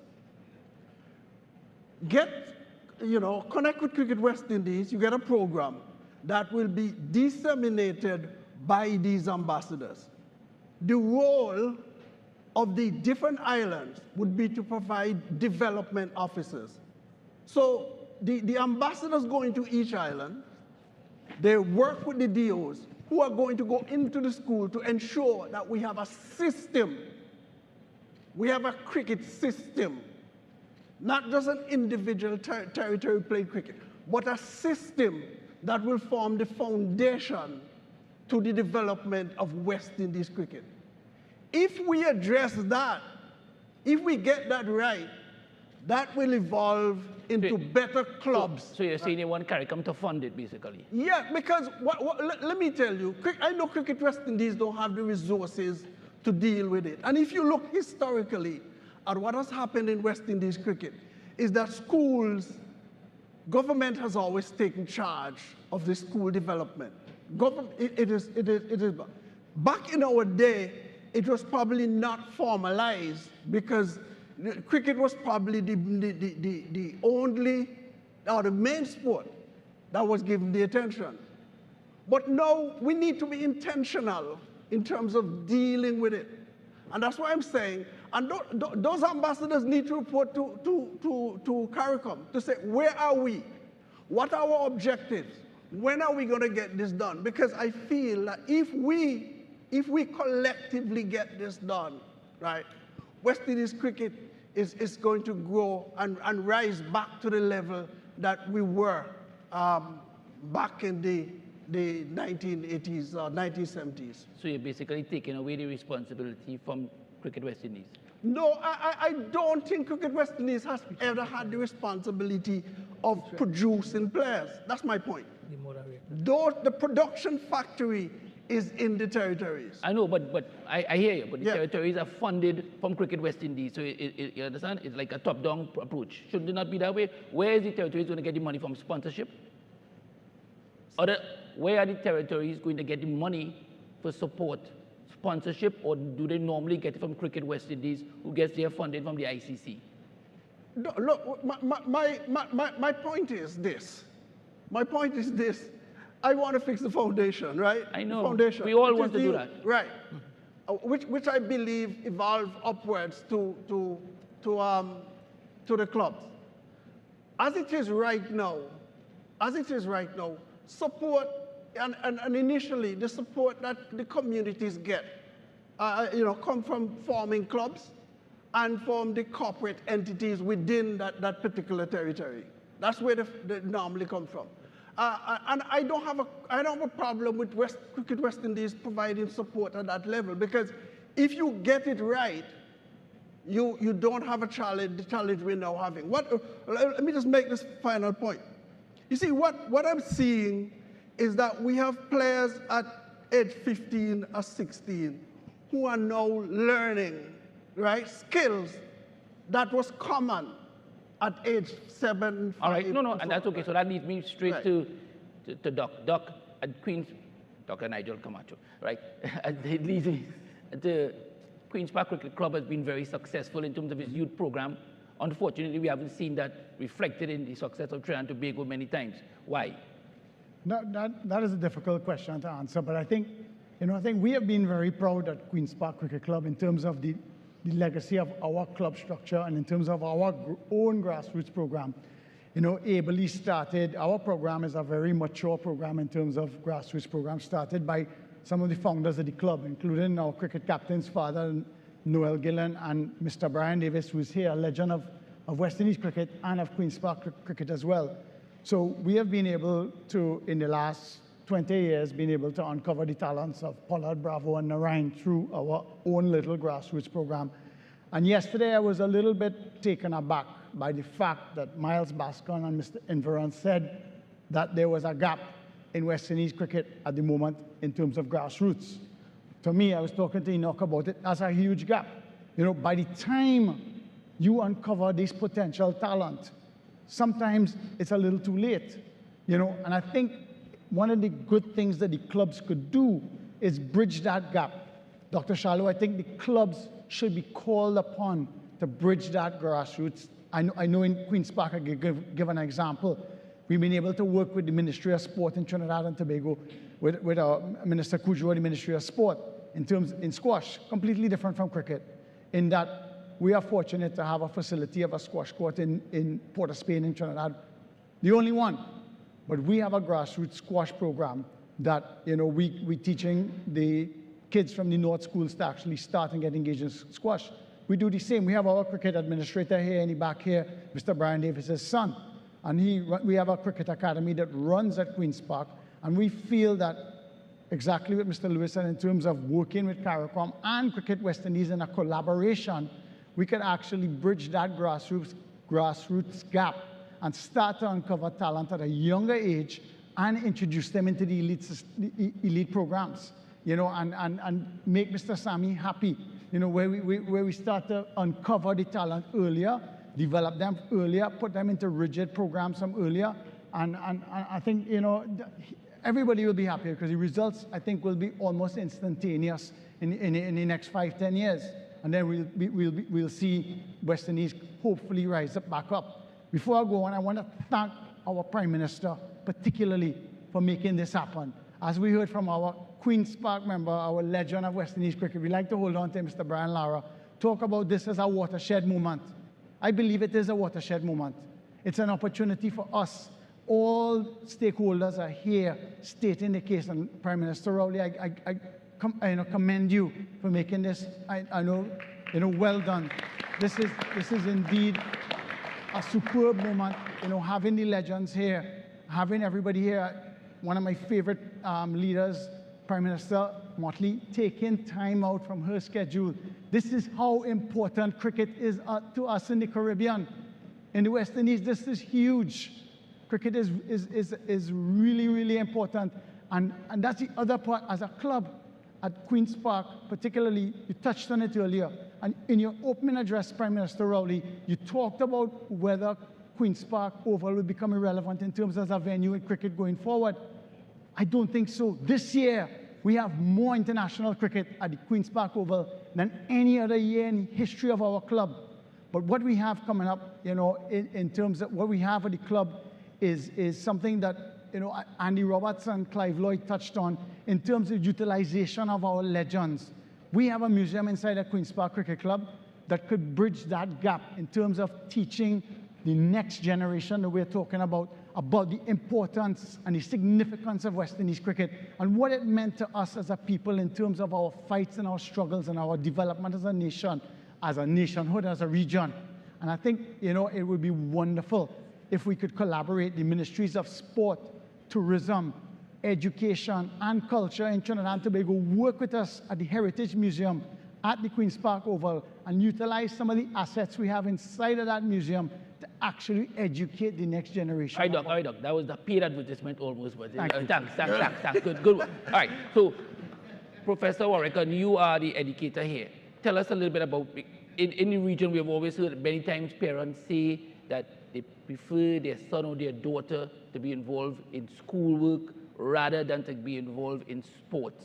From that specific point of view, how can you address that so that we can grow sports and, of course, grow cricket? Thank you very much, and good morning to everybody. I'm definitely not a cricket expert, but I'm one of the biggest fans of West Indies cricket.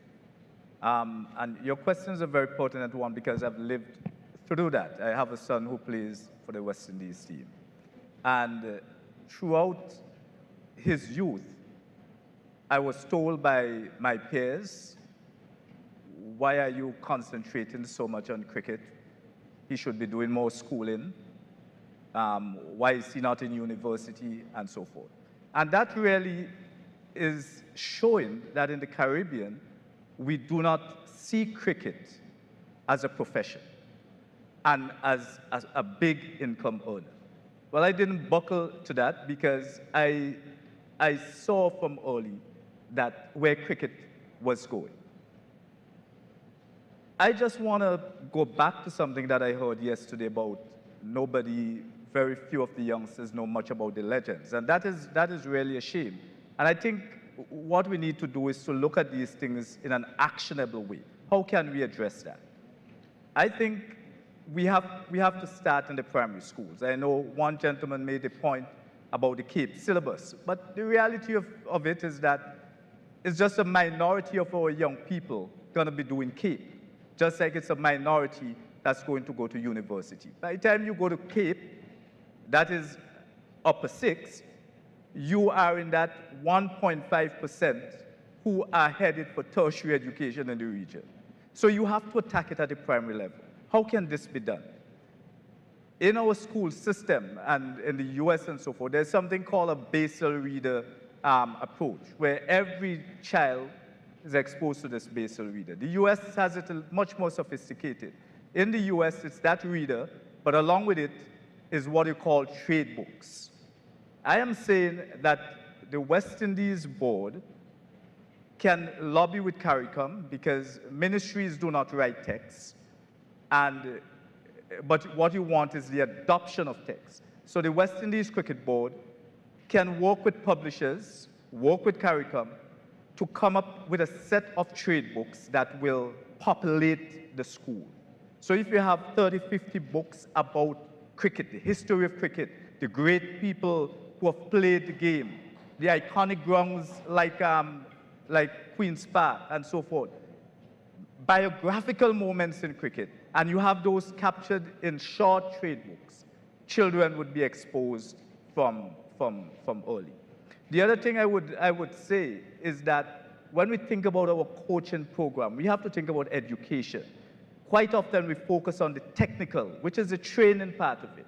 But the education, we saw Mr. Bascom present the strategic plan. And in it, it has the core values and so forth. Every coach that is exposed to a coaching program should have an understanding of what the West Indies board, what Cricket West Indies is trying to achieve.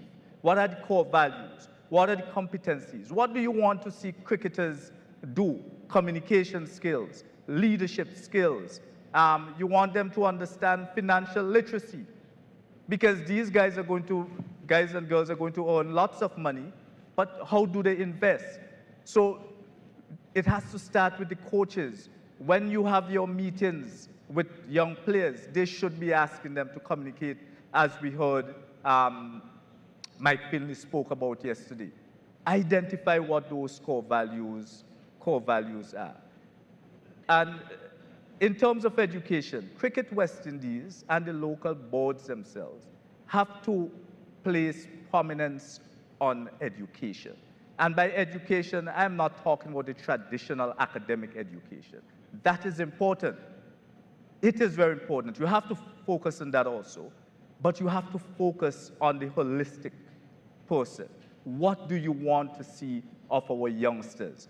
And for example, placing value, showing that education is important, could simply come from when we send a team out to the World Cup.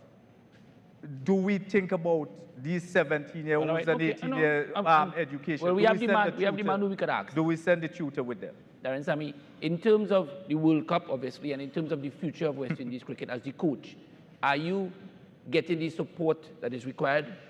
You believe all along so that the West Indies team, not only this team, but the teams going forward, can improve?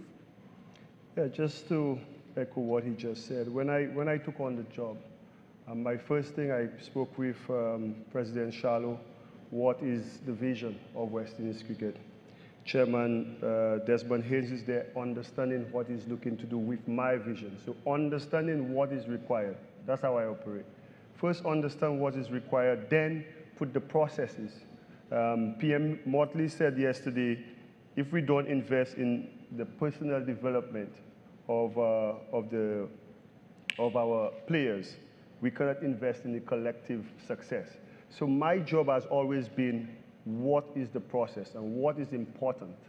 And so far we've been going about doing things, the communication with the players. You heard Brian spoke about it, having players available. I think all of last year, myself and Miles sat down and we planned the future tours. In doing so, I know all the leagues that's going to happen. I'm speaking to my players as to where they're going to go, because we can't restrict trade. That is one thing we cannot do. So effective communication, putting proper plans in place. And that myself, Andre Coley is also there. We are trying to change how things have been done before and putting proper structures to ensure that when we put something out there, it's because we fought long and hard about it. What can be done to encourage the youth? And I ask that, for instance, let's use an example. An athlete in track and field knows that if they make this time, they will be selected for the Olympic Games. Whereas in cricket, it's judgmental in terms of selection. In fact, that's a good question. Which one easier for you? A former player, being a coach, or a part of the selection team? Which one is easier? No, everything brings its challenges. My job is understanding again what's required of me, what's required from the position that I am, and start looking for solutions to make it work. So in my selection process, there's a couple things. There's obviously performance, there's attitude, there's work ethic. There are so many things that come into it. And you look at from what we want to achieve, where we want to take the team, the goals that we have to set, then you find out which individuals, whether from performance, from attitude, from talent, from what they've been doing, and then you select according to suit. We have a plan for different formats. Coley would have his, I would have mine. Ever since something popped up on my phone earlier this morning about when I took the job, what will allow me to give me the best chance of winning the 2024 World Cup. I said to Miles this morning, it started from way back in June, when PM Motley spoke so much about the data. And me being a coach now, I have understood the importance of the data. And we know you're going to win the World Cup. I don't want to talk about that. No, but I'm not talking about that. Okay. I'm talking about the structures as to the planning and what is required for us to be successful. Data becomes very important. Facilities, having proper facilities. If we're asking our players to perform at a different level, the avenue for them to perform, the facilities, the pitches, have to encourage that type of stroke play. I heard the PM from Guyana spoke about our brand. What is our brand? We've always entertained throughout.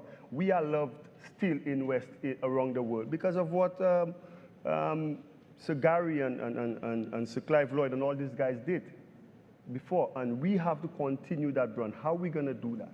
And that's the discussions we are having to put out a brand of cricket.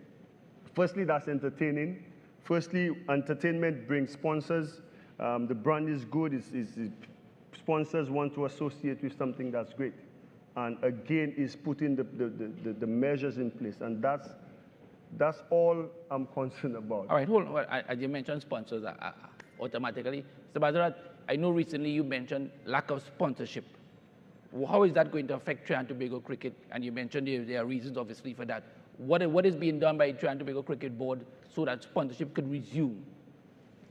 Well, you will have heard this morning that Mr. Russell indicated that TKR is sponsoring our T20 club tournament, which starts this evening, 3 o'clock at the Queen's Park Oval. In anything, sponsorship is very important, and we feel that if we do the right thing, sponsors are going to come on board. And we just have to continue sending proposals, meeting with people, and letting sponsors know the benefits of supporting the initiatives of the board. But right now, how can you get around all the problems that you have in the cricket board? Well, we just have to be open and transparent with whatever we do, and not only the cricket board, but any entity. So long as you could stand the scrutiny, I think we're going to get sponsors. I want to come back to you, Mr. Sammy, before I go to Doc. One of the things about being involved in sport as a young man or a young girl is many of them look for what is in place when they retire. Are you happy with that in terms of what has been put in place for players? Because we talk about youth, but they will want to look at their future. That's the best question you've asked today, actually. Especially now that I'm retired, there should have a succession plan. You know, you see England do it, you see Australia do it.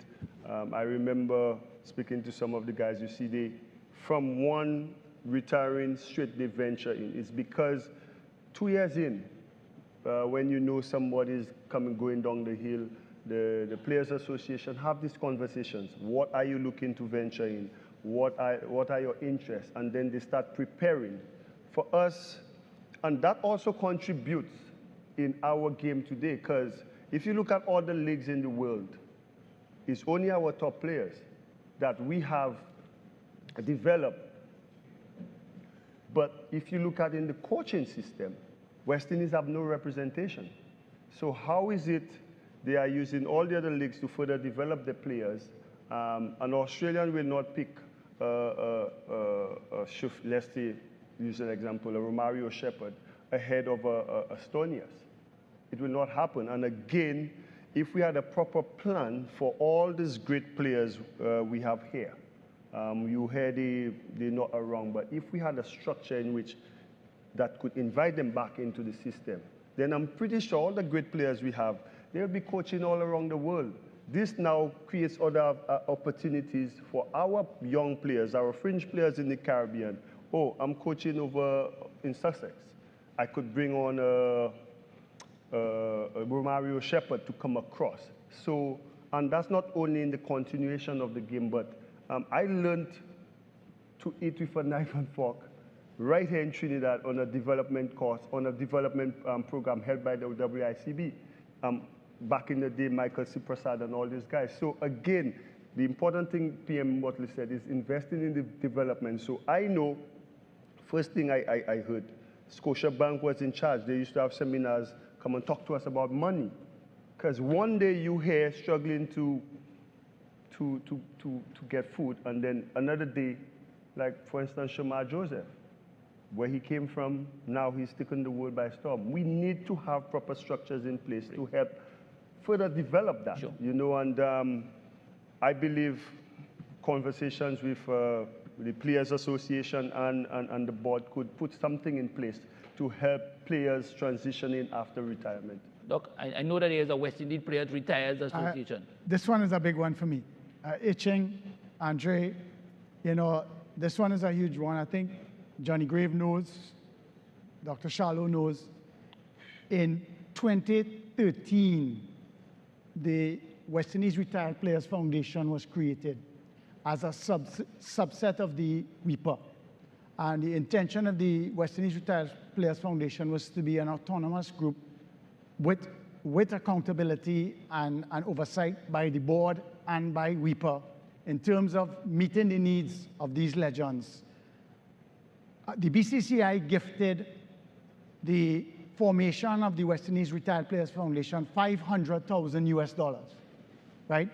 The money came across into the accounts of the then WICB, and with the incredible debt that it had was servicing, the money disappeared. We have struggled. We struggled since 2013. I want to report, thank you, Dr. Shallow.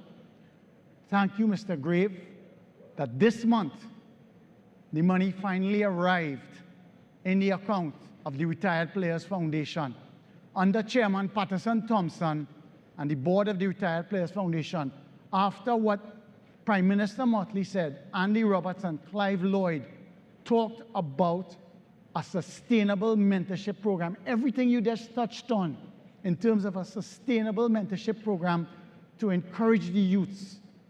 I think coaching can be done in conjunction with the Retired Players Foundation, with the board, and with people. So my little message to you is that finally we have a Retired Players Foundation that hopefully is for the players, for the retired players, to help the retired players after their playing days, and then they could run it as their own, as an autonomous, with oversight and help from Cricket West Indies. But I know the players could take care of themselves. Given the legacy of our magnificent team of the 70s and 80s, I look forward to the future. Thank you. So you got all the money? We got all the money. A huge chunk of it, 200,000, was taken up in tax by the Indian government. Yeah, okay. But we got the rest of the money in the account. So now we're ready to start working. Professor Warwick, and when you look at this in terms of developing the youth and having things in place for the youth as part of the education, what else can we do to encourage the youth? Right. One of the things that we as Caribbean people like to do is to tick boxes. So we say we have done this. And we talk about academies. So everybody likes to say they have an academy or a center of excellence. But quite often, it's really not that. What really is an academy? Again, I go back to the term holistic. It's an holistic environment where you're focusing on cricket, where you're focusing on the youngsters' education, where you're focusing on their financial health, their leadership, and so forth. So I think we need to put in place in the region academies that start as early as the primary school into secondary, going forward. One of the groups that I am worried about in the Caribbean, it's those who leave secondary school and go into college before they're at the university. We know we have a team called the CCC, and the way in which you select that team, to me, is not really the best way, because you don't see like an interregional collegiate competition. You select that team based on what somebody says, this is a good youngster from the college. In fact, there are cases where people enroll just for a short period, just to be part of that team. I think one of the things that we can think about seriously doing is having a regional intercollegiate tournament. And the last thing that maybe I should focus on is the whole notion of mentorship. Our young people need to be mentored. And again, this is where the legends come in, and other persons who can be mentors. But I have to hasten to say that mentorship is a serious thing, especially with these youngsters who quite often cannot connect. Just think about your families. You have children in your house who quite often believe they already know more than you. So it's not easy to connect with them. So that I always say, if you're going to implement a mentorship program, that it is important to train the mentors. Otherwise, you're going to get youngsters who just pretty much harden their ears and do not pay much attention. So yes, we need to have a mentorship program that include those persons who have played the game, who have been great at the game, and others, because mentors do not only need to come from that group, but please put the training program in place to make sure that they can do what we ask of them. Mr. Lewis, as we come to the end here, from your perspective, I remember you were telling us that at the under 10 level and the under 15 level, and we heard from Mr. Bascom that West Indies Cricket West Indies Cricket has no program in place for that. How critical is that? Well, it's critical. Like I mentioned in my opening comment, because it's foundational, and so that's very critical. But it's rebuildable. We know what has gone wrong. We have seen the consequences of not having it, and so it's up to us as the leaders, as a collective group, to ensure that we do something about it. But do we have the will to do that? Oh, that's it. I believe that there's a will, and as the saying goes, and the adage goes, where there's a will, there's a way.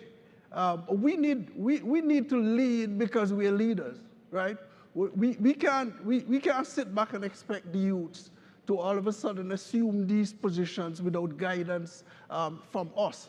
And that's what we need to put. We need to put facilities, we need to put systems, we need to put processes in place that will facilitate their growth in terms of getting to where we want them to be.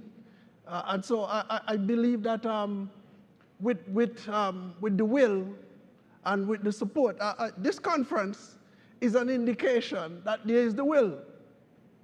And so I'm expecting that coming out of this, that we need to spread the message to those young people that there is a will. And not only spread the message, but demonstrate in a tangible way that there is a will and there's a process to get into where you want to get to.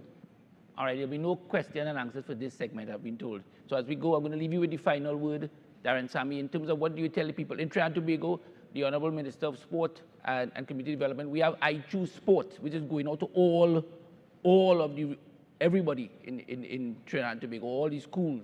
What do you tell the people of Trinidad and Tobago and the people listening as we look ahead to the World Cup? Well, it's an event that's it's of the grandest of stage, and we are, as the Caribbean people, it's an opportunity both for us as a cricketing nation on what happens on the field, and also for the economic benefit for our Caribbean. My job, more or less, is to make sure my team is prepared well, which I think with the circumstances in front of us, we've done that. We have an A-team tour in Nepal right now. But it's an opportunity for us to showcase. And with this symposium here, followed by the World Cup, the way West Indies will play, it could be a nice vehicle galvanizing for us to enforce all those changes by the success of West Indies cricket team. And less talking, more action. That's what I think everybody wants. And that's what my job is about, and that's what I'm going to try to get my guys to do. More action, less talking. Thank you very much, Dr. Keith Christopher Growley, for inviting all of us here, and thank all of you as well. Thank you. Thank you, Andre, and thank you to the panel. If you make your way off to your left, they will facilitate the removal of your microphones. Ladies and gentlemen, I kindly ask on Mr. Brian Davis, Dr. Shallow, and Sir Joel Garner, if at this time you can make your way across to the technical area to facilitate receipt of your microphones. We'll facilitate other members of the upcoming panel in just a short while. Our thanks to all who participated in the discussion on youth and school programming and education. We have a brief 10-minute break at this time, and on return in the next 10 minutes is the session number 7, examination and deliberation of presentations and reports, with Jamal Slocum moderating, Prime Minister Rowley, Prime Minister Motley, and Mr. Davis, Dr. Shallow, and Sir Joel Garner. We'll see you in a few minutes. Thank you.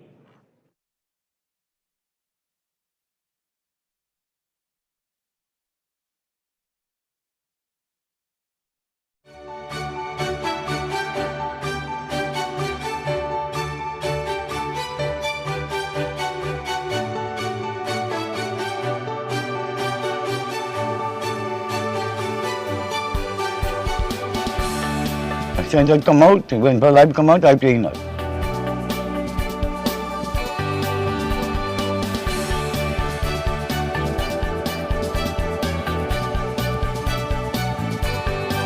Play the game and play your luck, right, and pray to God.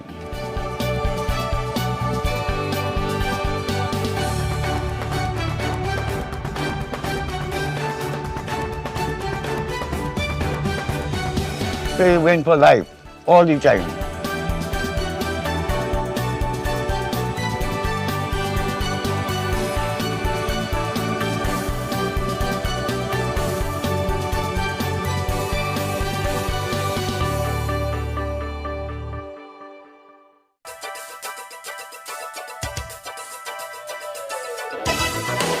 Welcome to this morning's Playway Pick 2 and Pick 4 draw, supervised by independent auditors KPMG and presided over by the National Lotteries Control Board. Good luck, everyone.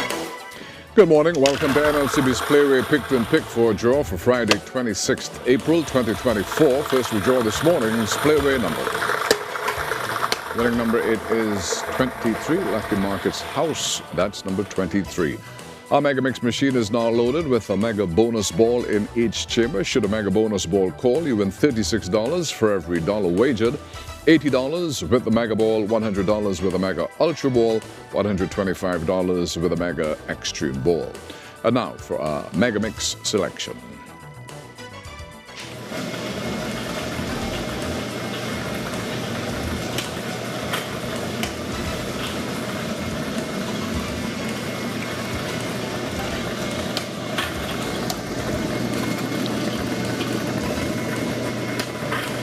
And players play remark number 37 is called, along with all white balls. Keep on playing. You've won the base payout of $26 for every $1 played.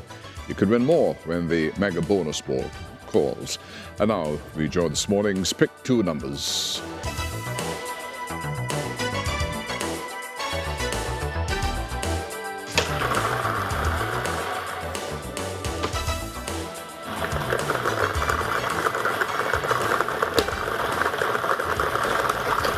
First pick 2 number, it is 30. Number again 30. Now for the second pick 2 number.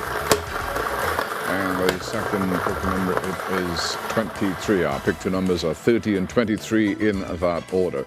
And our pick 2 Mega Machine has been loaded with 2 white balls and the Mega Ball. Remember, if the white ball calls, there'll be no extra payout. However, when the pick 2 Mega Ball calls, if players paid an extra $5 minimum on the Mega Ball, not only will they win the base payout, but an additional Mega payout. And we have a Mega Ball. Congratulations, you're a pick 2 Mega winner. Pick 2 numbers 30 and 23 have called in that order with the Mega Ball.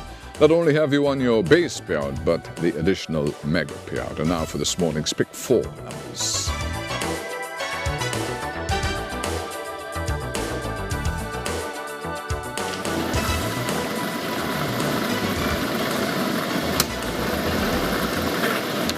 First number, it is 2. Second, it's 8. Third, it's 8. And the fourth number, it is also 2. This morning's winning pick 4 numbers are 2, 8, 8, and 2 in that order. Congratulations to our winners. And then some Cashbot news. 5 lucky players who chose yesterday's 5 winning Cashbot numbers each won $32,060. Congratulations to those fortunate Cashbot winners. And players, you deserve a win. Get your Win for Life tickets for this evening's 7 o'clock draw, where you can have one last chance to win twice with the Win and Drive promotion. Your Win for Life bet automatically gives you a chance to drive off in a new Suzuki Vitara for no extra cost. And the Win and Drive draw takes place immediately after the Win for Life draw this evening at 7. Don't wait to be a winner. Level up with our scratch game, Set for Life and Payday. 30 chances to win, so get your scratch tickets today. And thank you for joining us. Do so again at 1 o'clock this afternoon for another Playway Pick 2 and Pick 4 draw.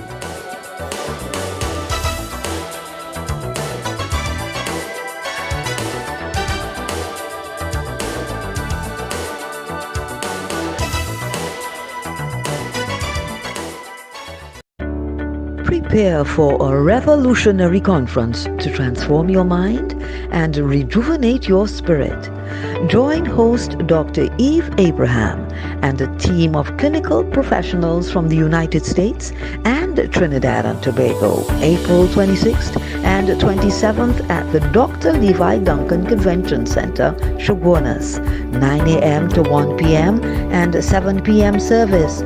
Topics include surviving trauma, marriage and mental health, dealing with depression, domestic violence, sexual and psychological abuse, managing anxiety, and more.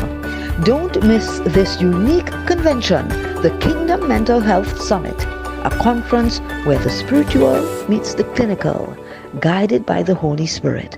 Admission is free. Register today at kingdomhealthsummit.com. Call now 765-7379.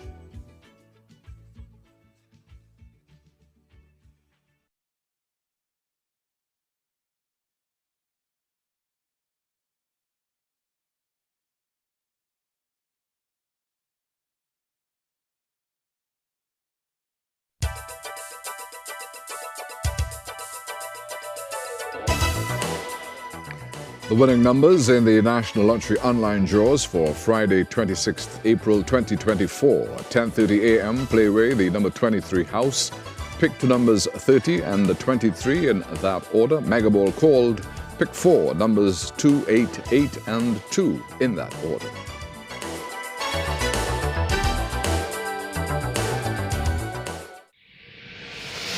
It's an event that comes but every 4 years, where the best in the world compete not just for gold or glory, but for country. For 2 weeks, they gather in one location. On show, not just athleticism, but commitment, teamwork, respect, patriotism, sacrifice. The world's most elite athletes put it all on the line.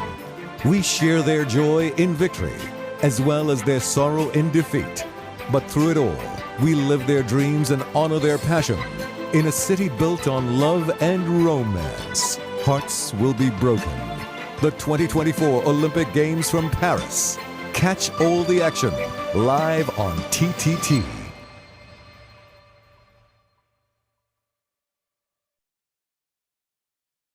Line and Length, the #1 cricket program in the West Indies, is on TTT. Line and Length brings you up-to-date interviews, analysis, and highlights on the game in the region and internationally. Plus, there's an added bonus to receive a gift of gear each month with our grassroots program. Go to lineandlength.net to learn more. Line and Length in association with Massey United Insurance on TTT. Welcome to Paris, City of Light, City of Love, and home of the games of the 33rd Olympiad. For one glorious summer, France will play host to the greatest athletes in the world, to the superstars and the record breakers, the veterans and the hidden gems. We say bonjour 2024 on the countdown to Paris.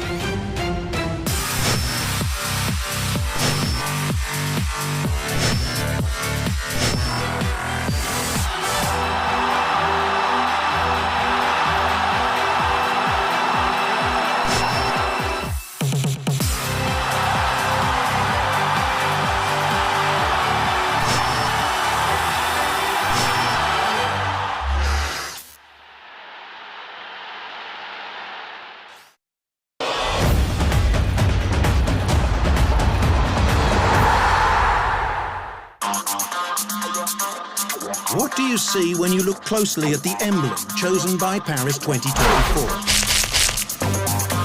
At first glance, you see a torch representing the Olympic spirit. Around that is a gold medal. And then, looking closer, a woman's lips, hair, and face appear.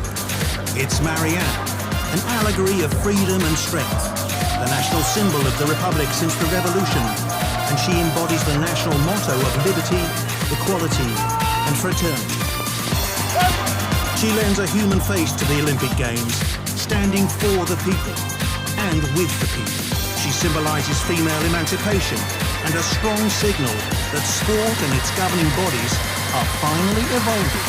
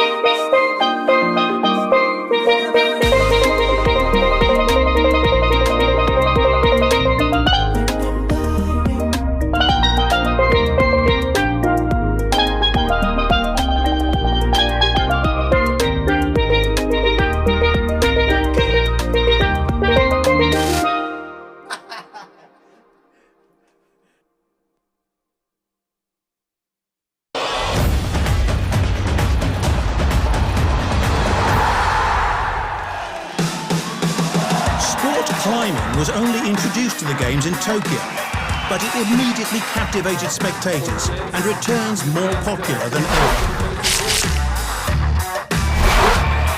The 2020 event combined all three sport climbing disciplines, but in 2024, the speed climbers have their own separate competition, away from the more methodical boulder and lead walls.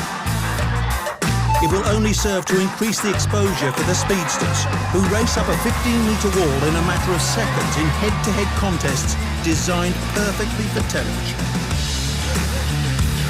There's no wonder the women's world record holder, Indonesian Ari Susanti Rahayu, is nicknamed Spider Woman.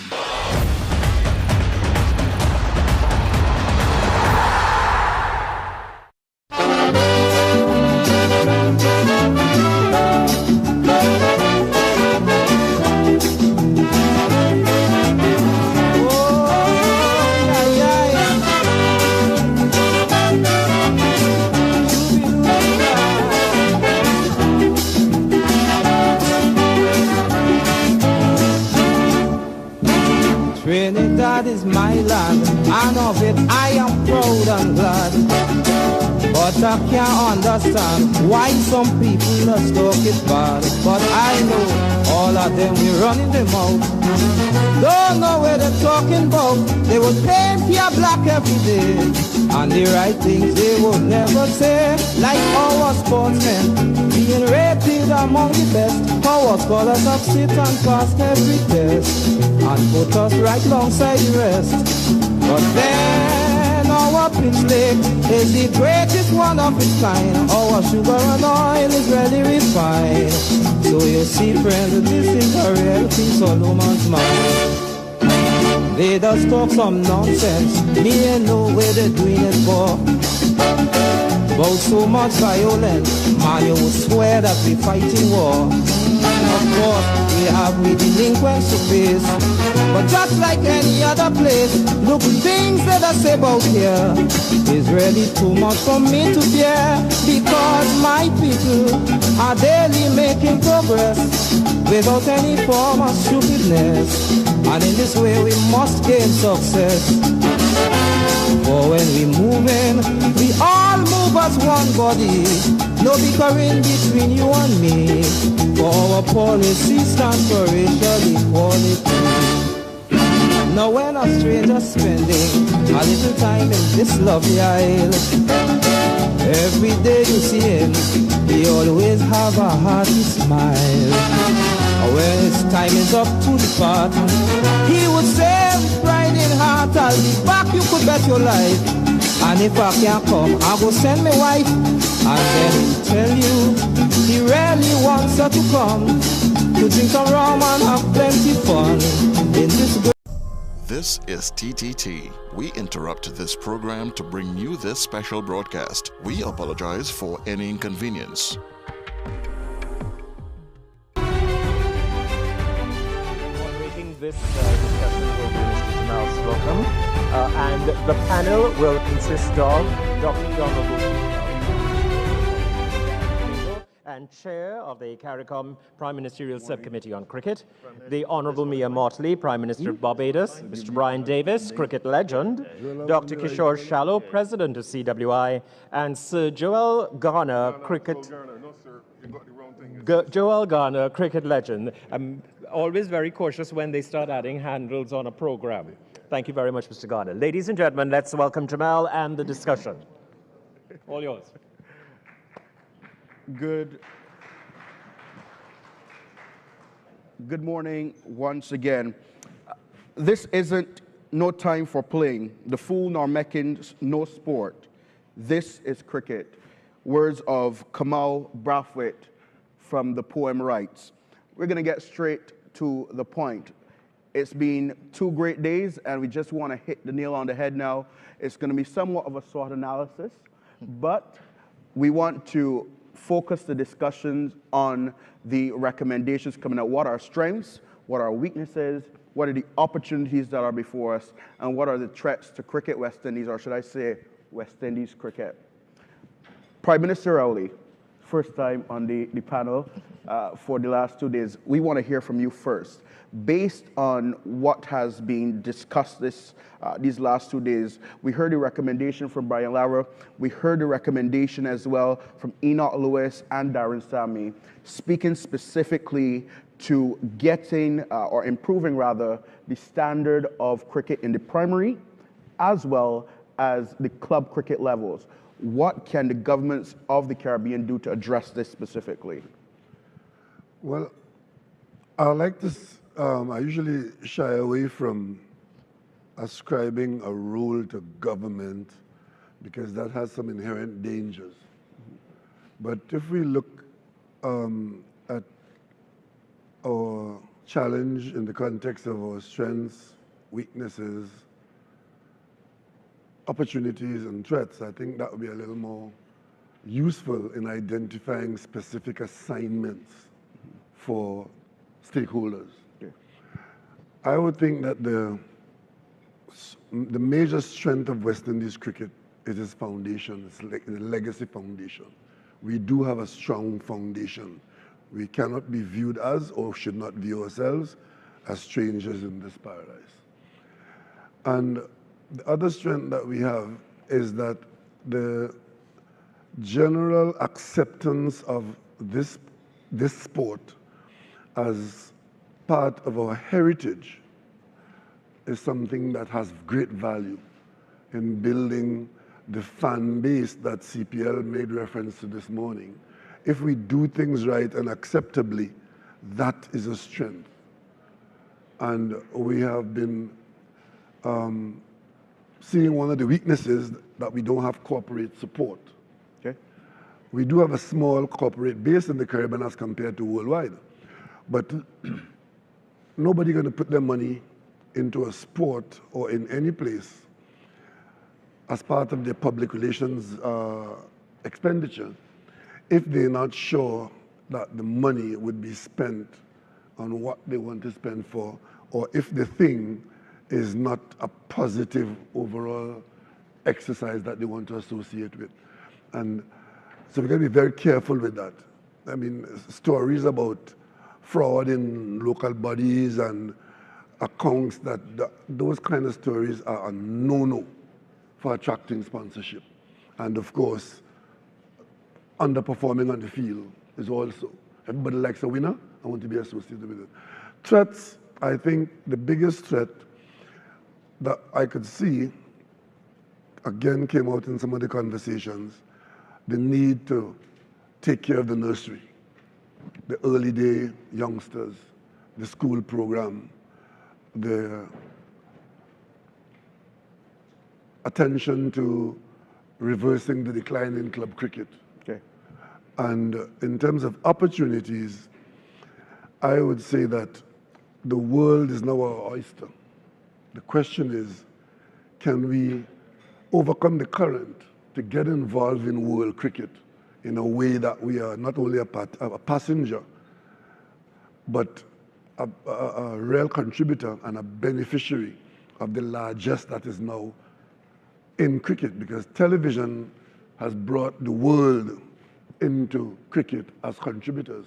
What Cade spoke about here today, about this revenue that can come from persons who gamble. Well, very many people around the world take part in punting or one kind or the other. And there's money to be made out there. And we have to put ourselves in the position to participate. So we have a lot going for us. We have hurdles in the way. And the final threat is resistance to change. If after this conference, the outcome is a resistance to change and we just leave it the way it is, because there will be voices and interests that will say what is happening now is all right, what is happening now is good, what is happening now is answering all the questions. That is the biggest danger. We have to make some significant changes. What those changes are, we have to agree upon them. And to come back to your question as to what CARICOM or what governments can do, governments can be facilitators, but we're not going to be the prescribers and the managers of West Indies cricket. Right?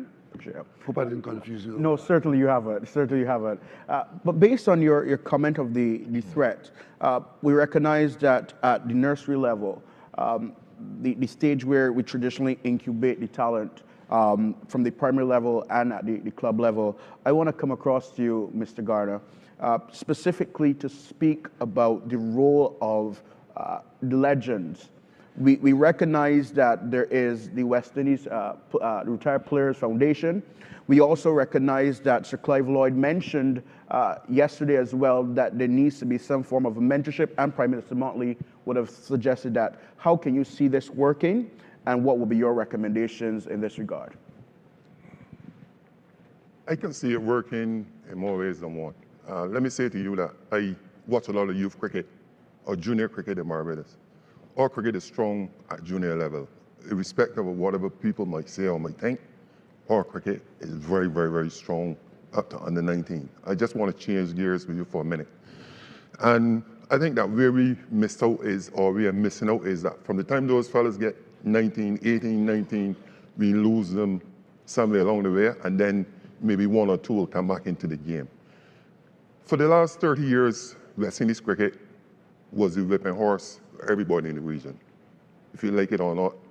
And I think that what is happening is, or what has happened is, rather than looking at the cricket in a positive way, we have been turning away a lot of those people from playing the cricket by giving them the wrong message. That's why I tell you I want to change gears. For me, I will go back to the schools, I will go back to the clubs, I will go back on the radio, I will sell cricket again to the whole population and the whole region.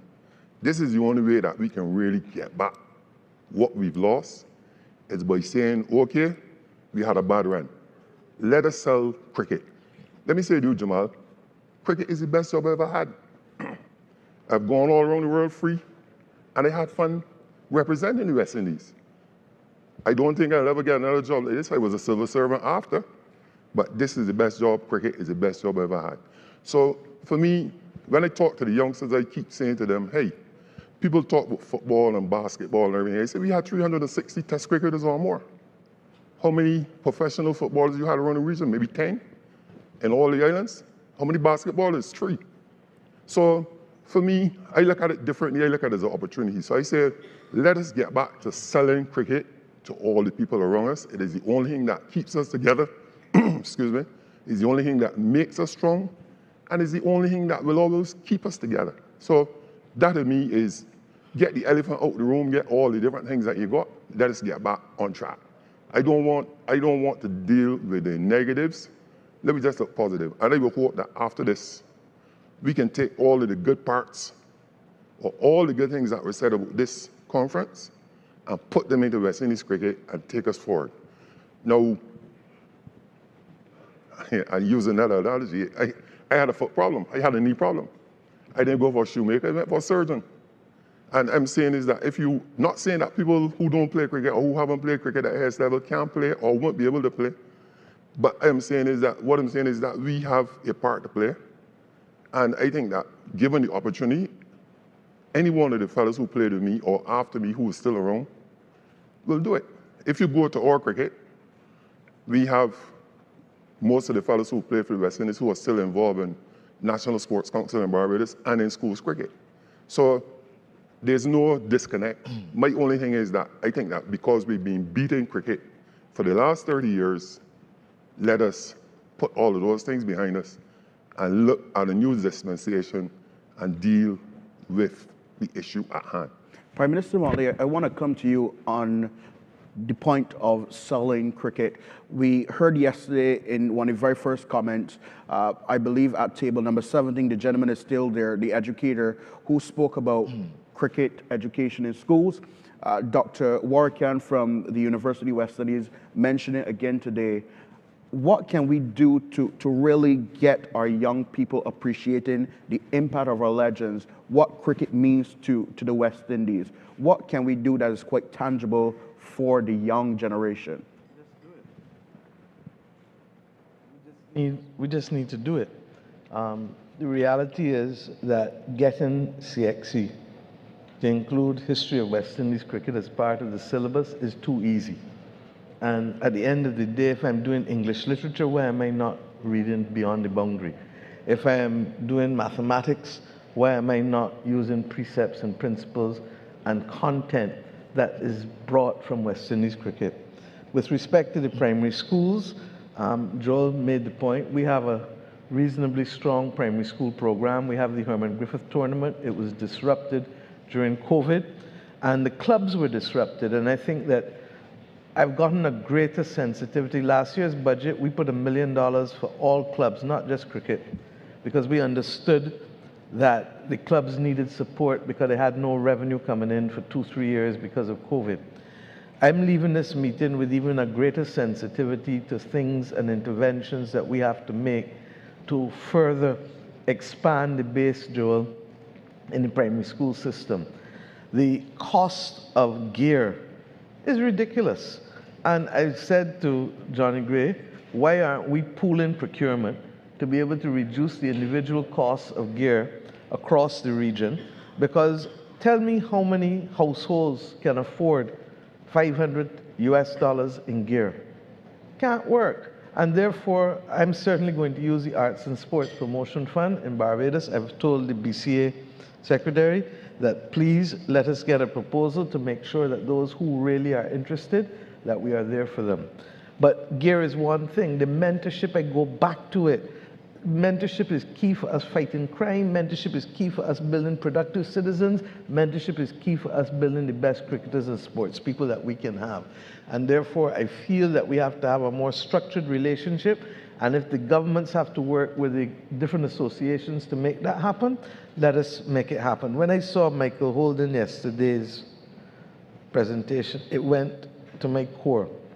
And I really believe that you can't have what we have, which is a legacy that is as tremendous as we have, and not build on it as one of the primary development tools of the region. And Keith, I really want to salute you and thank you for bringing us here, because I believe that this gives us an opportunity to be able to focus on people development fundamentally before focusing on cricket, before focusing on the export potential. I do want at some point to come back and talk about the business before this finishes, because I feel very strongly about Michael's point about cash to care, and I know that it is possible, but we need proper negotiators, we need proper structures in place. We are going to put money in terms of young people. The center that and the indoor center should not be limited only to the older players. I'm going to go back to UWA. I felt that it was a regressive move to take the High Performance Center from Barbados. You don't take a center away, you add to it. And that is what we need to be doing rather than taking it. But the government will do what we have to do to be able to support it. And the last point I want to make, look at Jamaica, look at Barbados. Owen Arthur used to make this point all the time, and God bless his soul, I'm going to make it for him. Barbados has a history of administration in cricket that goes back a century. It is strong. The Barbados Cricket League is a critical part of our success, Charlie, in the cricket of Barbados. That is why I've argued that don't only concentrate on schoolboy or schoolgirl cricket. They need the mentorship in the communities, because a lot of children are coming from homes that are split. A lot of children need other kinds of support. And when you're in a club, what do? It takes a village to raise a child. And let us look at Jamaica. Jamaica has a century of excellence in administration in athletics. We have the evidence before us. And therefore, when you have that ecosystem there to support you, I think you're going to get back the results. I look at the Queen's Park Cricket Club here, everything I hear, same kind of ethos that I talk about in Barbados with respect to the administration. So I really do hope that this moment will allow us to go. Keith, I'm a little nervous that this whole thing is going to collapse when we leave here, because people will go back into their comfort zones, and the territorial cricket boards will keep territory, and the West Indies Cricket Board will keep the governance report on the table. It cannot work. this meeting must agree to a follow-up meeting to deal with the fundamental issue of the conflict that was made yesterday by the former head of the Players Association, the fundamental conflict between the structure of the territorial boards and the structure of where we need to carry the governance of West Indies cricket. And if we don't deal with that elephant in the room, I fear that this meeting will come to naught and that we will have a lot of tears on the ground again.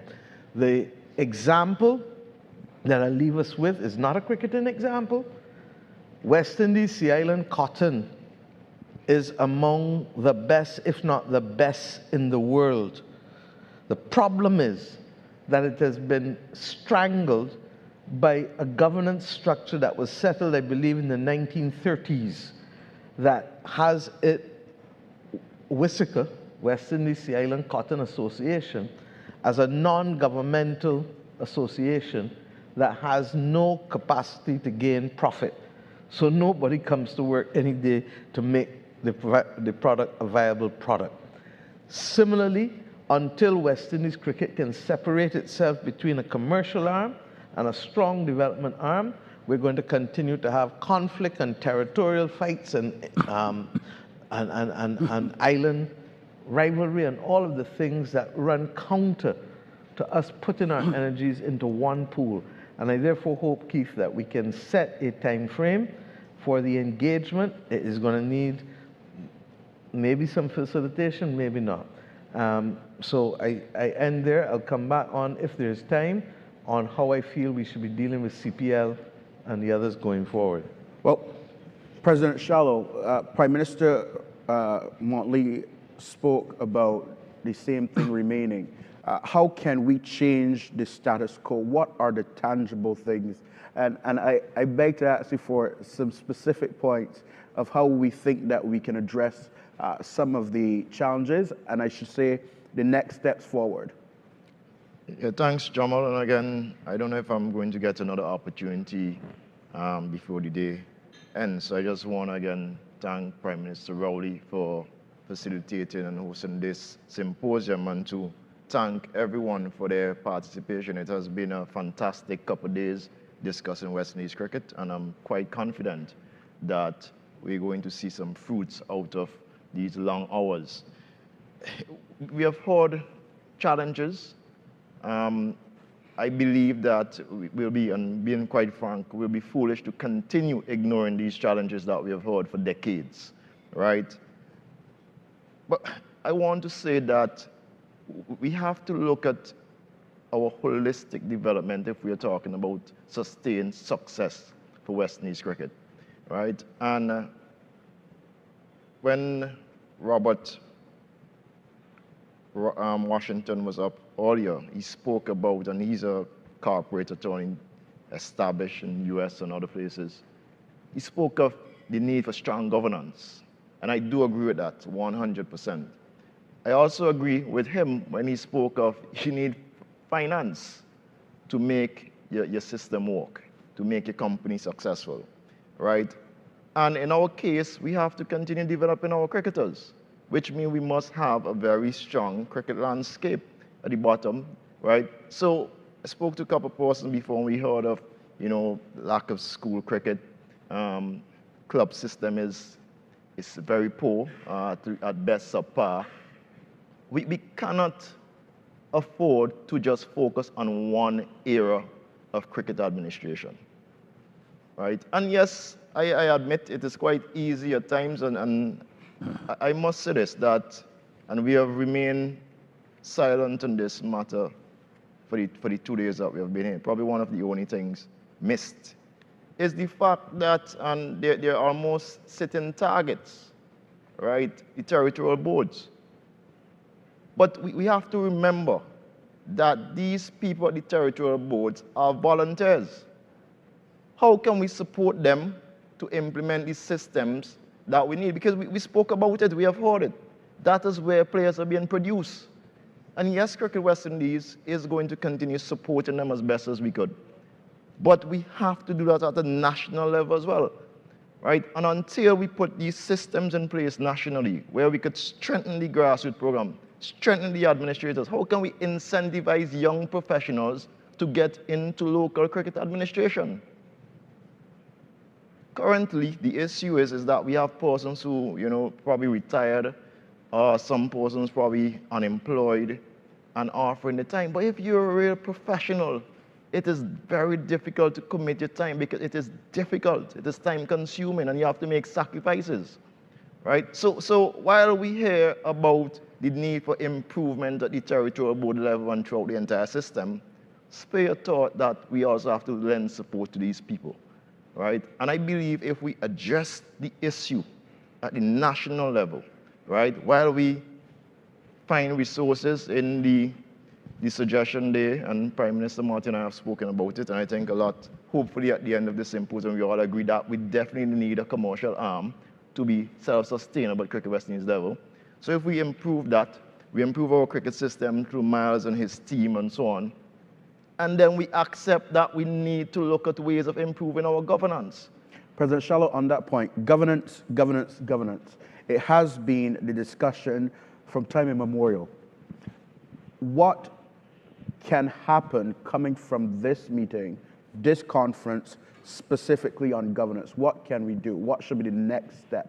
Well, when I said that there's an appetite, right, the raw facts are there that we address, and we have consulted with experts in the area of corporate governance who have said to us that we have countless reports over the years. And you have to be sensitive, right, about these different factors. And what we will advise is to adapt these changes in an incremental way, right? You start by picking the low-hanging fruits, right? And then you over a period of time, you implement them. They all eventually have to be implemented, and there must be a time frame, one that is responsible and sensitive to, all involved, all stakeholders.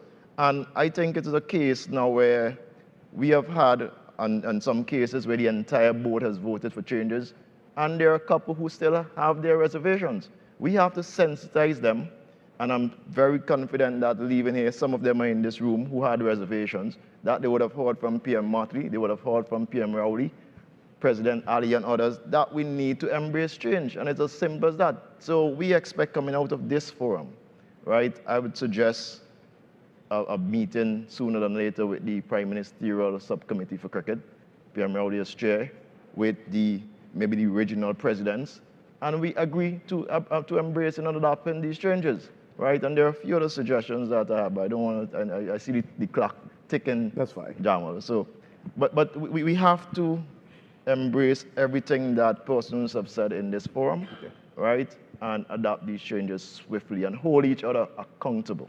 Prime Minister Rowley, you want to make a comment? Thank you. Let me just say something here, because this event didn't come about accidentally. And I'm very happy to hear what this president is saying, and I intend to hold him to it. I went out of my way to make sure that former Prime Minister Keith Mitchell is here, because I had the experience before of being on this committee while Prime Minister Keith Mitchell was the chairman.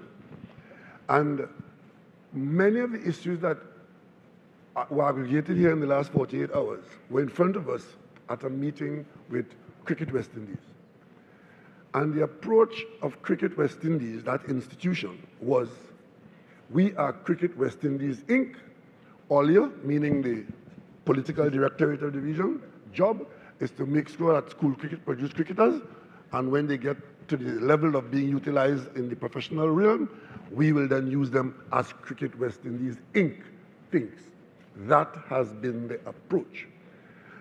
I was so offended by the arrogance and the dismissive behavior of Cricket West Indies that I started to research this matter.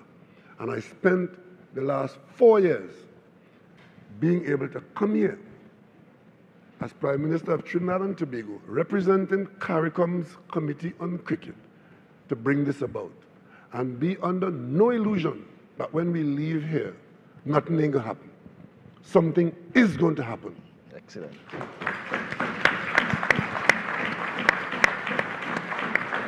Because a certain amount of insularity at the level of management, and I'm talking about players now, and arrogance and dishonesty has plagued West Indies cricket over the years and has been a contributor to our decline. What needs to happen is a proper legislative pathway out of these problems so that all the regional territorial boards, you call them, they will have to have a pathway agreed upon and a template where all of us know where we're going, what is acceptable and what is not.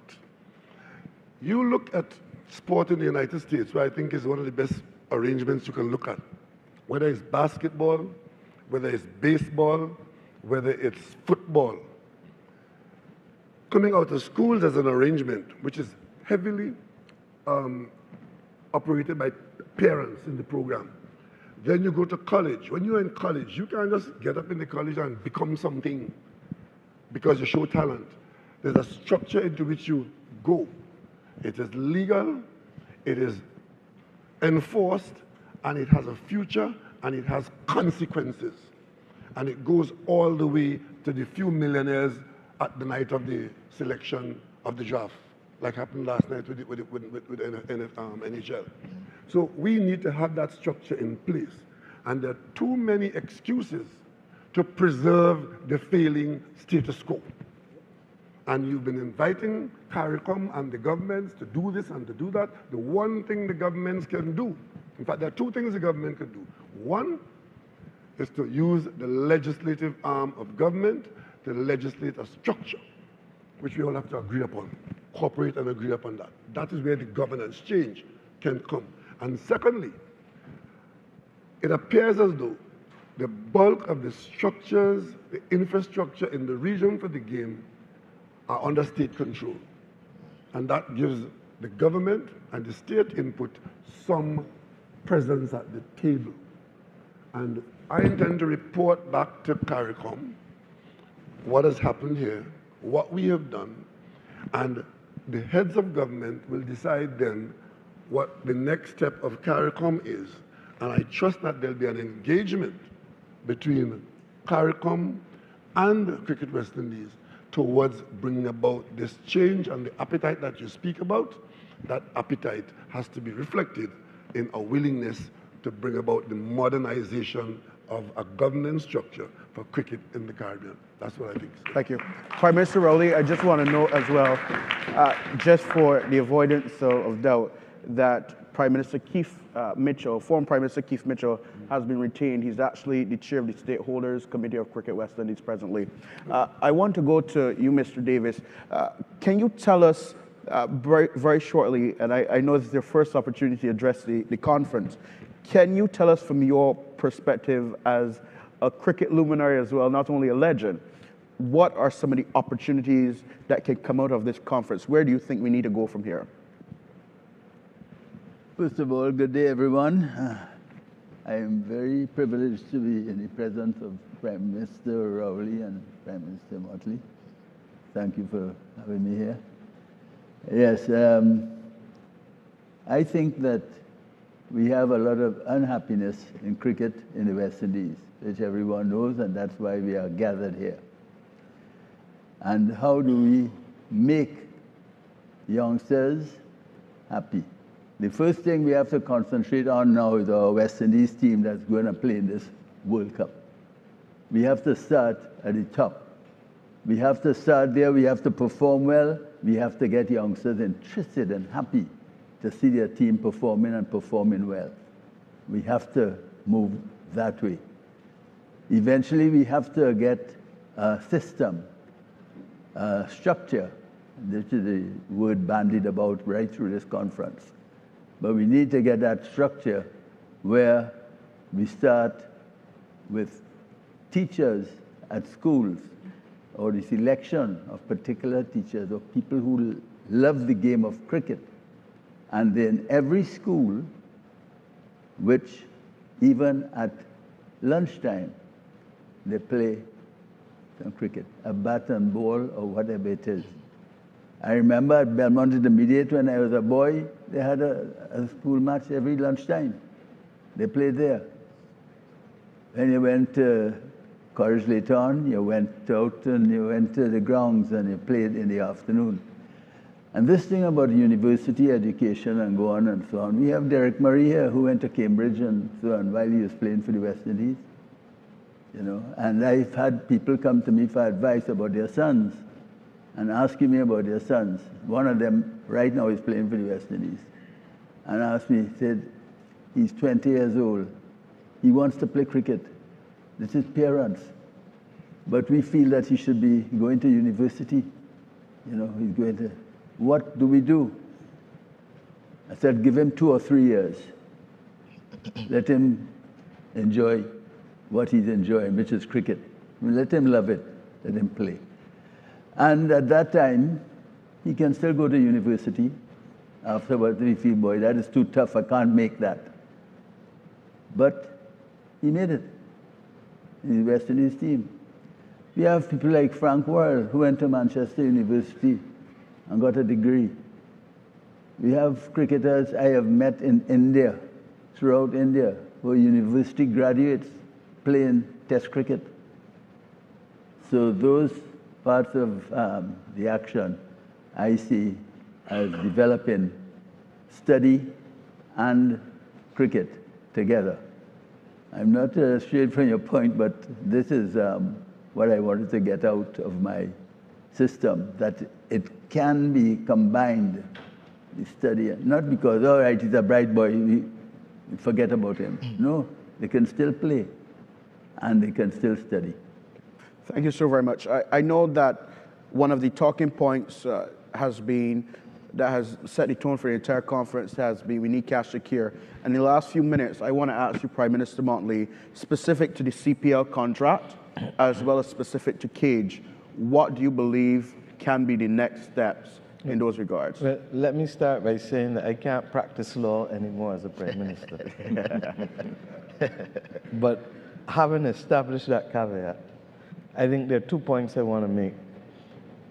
What is needed is the building of trust. And I said this to the CPL rep, I'm saying it to the conference. A contract that was shrouded in secrecy can only be cured by oxygen and light. And I'm glad to hear that they are prepared to discuss aspects of the contract. I think that that is the right spirit. I think that there's a possibility for a win-win. And the win-win comes in carrying that transparency to its logical conclusion. Keith, you know exactly what I mean, an open book contract. And you can have a formula that leaves the amounts that are there, but you also add or X% of revenue. Now, if it is going to be revenue, it is obviously going to be a lesser percentage of what it would be of profit. And you can add to that whichever is higher, so that they know that in a worst case scenario, what is the status quo remains, but equally, the West Indies cricket is in a position to get the upside of the contract if there is revenue coming. And I say so because one of the things that appalled me with the contract as well is the stated amounts when we have no concept of knowing the inflationary value of what is going to happen with inflation over the 40-year period. To say that we will get 5 million between 2053 and 2062, when we don't even know what 5 million US is going to be worth then, or we don't even know if the US dollar is going to be the reserve currency of the world. Let's get real. We live in a world with serious geopolitical instability. And as a lawyer, lawyers know how to craft formulae that can give everybody a win-win. And I hope that coming out of this conference, therefore, given the willingness expressed by CPL to speak, and given the need for trust to be built, the quickest way to trust, open the books, agree on the rate of return, let's go, win-win for everybody. And have the formula allowing the existing amounts to remain as the base, because they're happy with that base. And we have that base as a matter of obligation. Secondly, it relates to T20 men's cricket. If you want to also discuss other things, that is in the context of the discussions, Kishore, that you all can carry out with them. Thirdly, Keith, you keep talking and everybody keeps talking about television rights. You're absolutely correct. Part of the difficulty that we have is that we don't have a sufficiently large base, but we have a huge diaspora. what do we do to excite the diaspora to follow West Indies cricket? And if you take control of Canada and the US, you take control of Latin America, you take control of Africa. But for that to happen, people have to come to work every day. And it just means outsourcing it rather than believing that everything has to be done internal to Cricket West Indies. And that's why I feel that the commercial arm must be in the business also of mobilizing the umpires, mobilizing the groundsmen, mobilizing the players, not just at national level, but helping to place all of these people as part and parcel of a commercial construct for a percentage of what they are capable of earning when we put West Indies brand to open doors for them in Canada, US, South America, and Africa. And then gaming. Gaming is bigger than TV. We were just talking, was it Joel who said that you can't even get sometimes your children to listen to you and how you deal with them? You ever watch what children into now? Everybody come up here and complain that the children in this. It is the biggest money earner. Video games, all kinds of games, gaming electronically, and for us not to get ahead of the curve will be to lose it. Now, if we have a proposal, I've said to Mr. Washington, it looks interesting. The only thing is that I'd perhaps like to see a flattening of the revenue, because when does the West Indies most need the revenue? Now, not 10 years from now. So that in order to be able to have the kind of development that we need, because to get the output of the development will take a few years. And therefore you need the investment now, as Michael said yesterday. So I would strongly support it. Not just this, but every way of leveraging and monetizing West Indies cricket. Gordon and Desmond, when I was Minister of Education, you all came to see me. That was in the year 2000. I said to you in that conference room in Constitution Road that you have what nobody can ever take from you, the world's best opening pair. I felt then, with the legends of cricket, and I said then that if you should have been producing coaching videos for little boys and little girls. Girls weren't as much in West Indies cricket at the time, but they are now. So that every parent looking for a birthday gift, looking for a Christmas gift, will say, look, take this and watch it. Because how many West Indies cricket players can tell you that people, when they were children, or how many children in the Caribbean sit and play cricket, go and play cricket and emulate? I am Desmond Haynes, I am Gordon Greenidge, I am Brian Lara, I am Gary Sobers, I am Joel Garner. Children dream to be what you are. And if we can create that environment through gaming, through animation, through all other kinds of things, then the leveraging of that brings money to the legends, but it should bring money to the West Indies Cricket Board as well. And the final one relates to tourism. I'm tired talking, and I'm going to say it again. How the hell do we have the tourism that we have and don't have an integrated approach with cricket? Cruise ships. And I've just put it to the Florida Cruise Ship Association, and we'll have in fact talk to the BCA about it. There should be a T10 game, whether at Kensington Oval, or if not Kensington Oval, at Yorkshire Ground in my constituency, wherever. The point is that cruise ship people should be able to come off and be able to play a game knowing that you have at least 10 of the players out of the two teams, 5 and 5, who are former players or young players, for that matter, but usually former, because they want to know, especially with the home porting with the British, they want to know that they're playing with a Desmond Haynes. Desmond, you can run about for a little bit still. Or whoever. Similarly, we need to have a brand, and it should be a regional public company, and I have the exact place for it opposite Kensington Oval. We'll move government procurement department right on the water. But there should be a hotel, I've been saying it, waiting for investors. Legends of the Caribbean. And you have legends of Barbados, legends of Trinidad, legends of Guyana, legends of St. Lucia, legends of Antigua, legends all through. And each one is a hotel, just like Sandals. Everything in the hotel is themed in cricket, from the menus. Look at how you've done a wonderful job theming on these tables here. This region commands 40% of the cruise tourism market. This region has tourism as a mature economic sector. This region will celebrate 100 years in Test cricket in 4 years' time. It is about time that we leverage it in every possible way with an income stream back to both the retired players and legends and also to West Indies cricket players. And for the current ones, the gaming and the other things. If we can do that, brethren, then I believe we can start to turn the corner. And as I said, I'm doing it not just for the love of cricket, but I feel that we need to do it because this is our development path to being global citizens with Caribbean roots.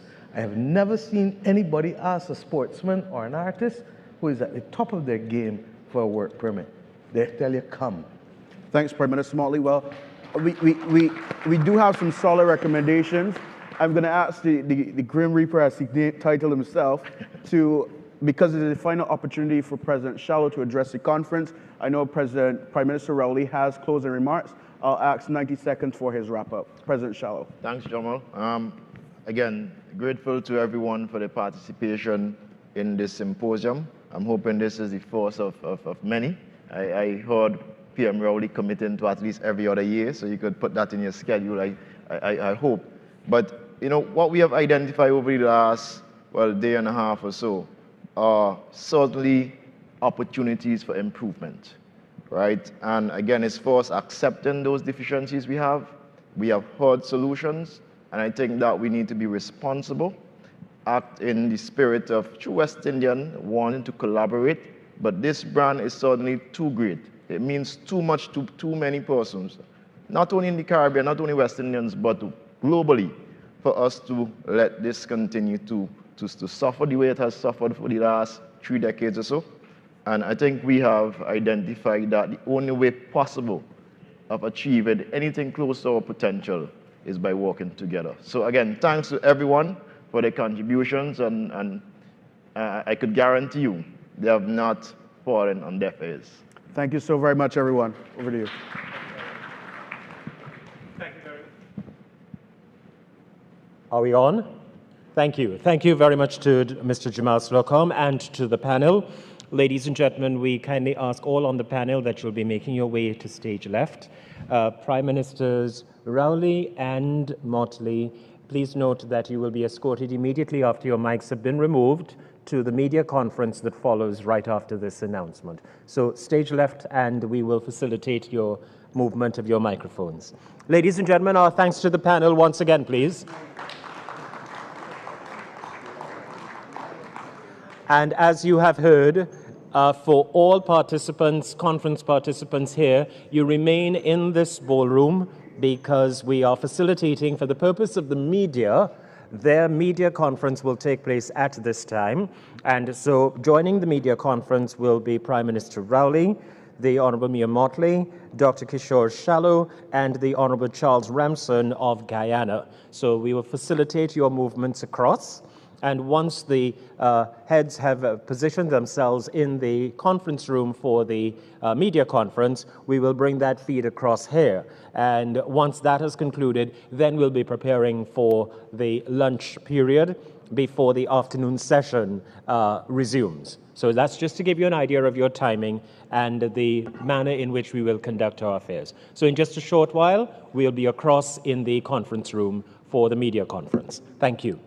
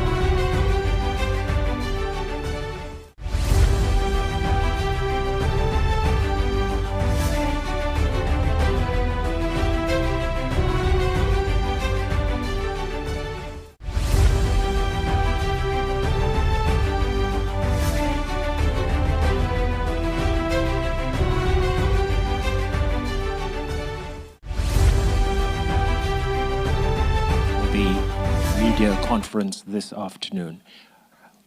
We're waiting just for a second for the Honourable Mia Mottley, Prime Minister of Barbados, to make her way to her seat, and once she's in place, we'll commence. And of course, there'll be the opportunity to speak with the head table and to pose your questions accordingly. Thank you.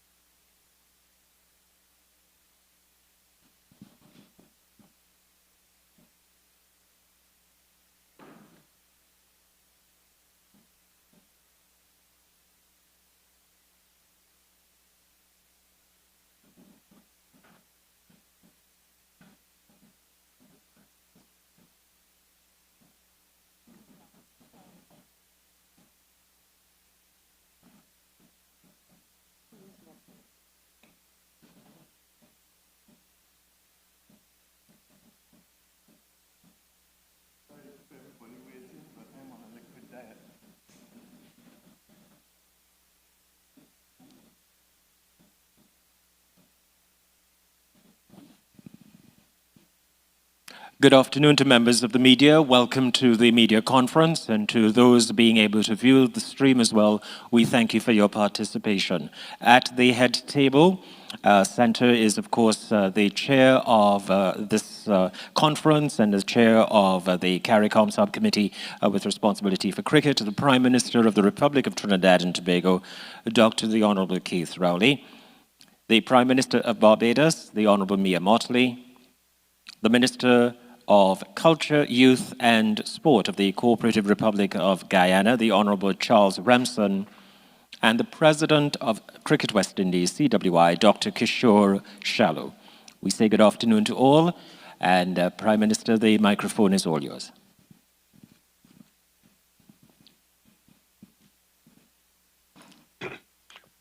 Thank you very much, Wendell. Thank you very much, members of the media, regional media, for staying with us for days and coming to this press briefing. I want to begin by thanking my CARICOM colleague, of the Republic of Barbados, for spending so much time with us, and all other participants, particularly President Kishore Shallow, and representing the Cooperative Republic of Guyana. We have Dr. Ransom here with us. This event is already a success, I will say, because what it really was meant to do was to give an opportunity to CARICOM Caribbean stakeholders in West Indies cricket to express themselves at a forum where those expressions can become part of something to follow up. You in the media would know more than anybody else that there is great agitation and dissatisfaction with the performance of West Indies cricket as something which we used to take a lot of pride in. We went into a bit of a decline, natural decline, when the superstars left the stage. And with each passing year, the population of CARICOM becomes more and more impatient with respect to the turnaround that we expect to happen. We believe that we are good at the game of cricket. We know that we like the game and that it means a lot to us. What we can't understand is why we are not doing better. Every now and then we get a flicker, but the flicker doesn't blaze into a sustained flame. And what we did here is to recognize, not just today, but quite some time, the very fact that there's a subcommittee on cricket on the CARICOM agenda should let you know that at the level of the management of the region, where we manage trade, we manage national security, we manage health, we manage education, we also take on board cricket, not just sport, but specifically cricket. And it's on the agenda, and a number of CARICOM heads have been chairing it. Prime Minister Mitchell was chair for a while, quite some time actually. When I became a Prime Minister, I met that committee functioning, and Prime Minister Mitchell was there working with the various committees and the various reports. And subsequently, Prime Minister Gonsalves took over, and then I've been offered the opportunity after Prime Minister Gonsalves. But for the last few years, at CARICOM, the heads of government were feeling this pressure of wanting to do something about this super delayed turnaround in West Indies cricket. And we've come to the conclusion that we need to confront the elephant in the room. And I think that is what this conference was meant to do. Bring all the stakeholders together so that their facets and their vantage points could be expressed to everybody else. So I think today, after what happened yesterday and what happened today, all stakeholders would know what other people are thinking, what recommendations are coming from what other quarters, how secure or how useful, how facilitatory your area is. And the common thread that pulls it now is that no one facet, no one aspect of this legacy can save itself. We need to have some severe cooperative action to bring about the necessary change. And a lot of the conversation in the last 48 hours had to do with a governance structure which obviously does not appear to be the best for the delivery that we anticipate. We expect that the response to that in some quarters will be, well, change it elsewhere, but don't change it by me. Have someone else do it, but I won't be doing it. That is not going to get us anywhere. So I would want to say to the media, I'm sure you're going to ask what is going to happen after today. What I expect to happen is that we will collate all the ideas and recommendations that came up here. And the subcommittee of CARICOM will meet. We're meeting in Grenada in June. The next meeting of CARICOM is scheduled for June. We are almost into May, so we could say next month. So the next meeting of CARICOM in Grenada will receive a comprehensive report on the state of West Indies cricket with recommendations. I can take the liberty to speak for my colleague here because we have addressed this matter and talk about it all the time. And I will recruit her to work with me on this. Are you on the subcommittee? Well, you're on now. we will work together to produce for the heads of government meeting in June, the outcome of this gathering and collate the recommendations. And then we will seek to have a work program in conjunction with Cricket West Indies to come up with a smaller group of recommendations and can-do and time frames. From where I sit, I believe that it is possible to engage people with contracts and convince them that there are win-wins to be had and that fairness and transparency are requirements. There's tremendous suspicion around the operations of Cricket West Indies cricket, territorial board operations. You have various levels of complaints, various levels of accusation. What we're hoping to get out of all of these efforts is a situation where the vast majority of people who are involved can say, okay, we are all clear what is to happen.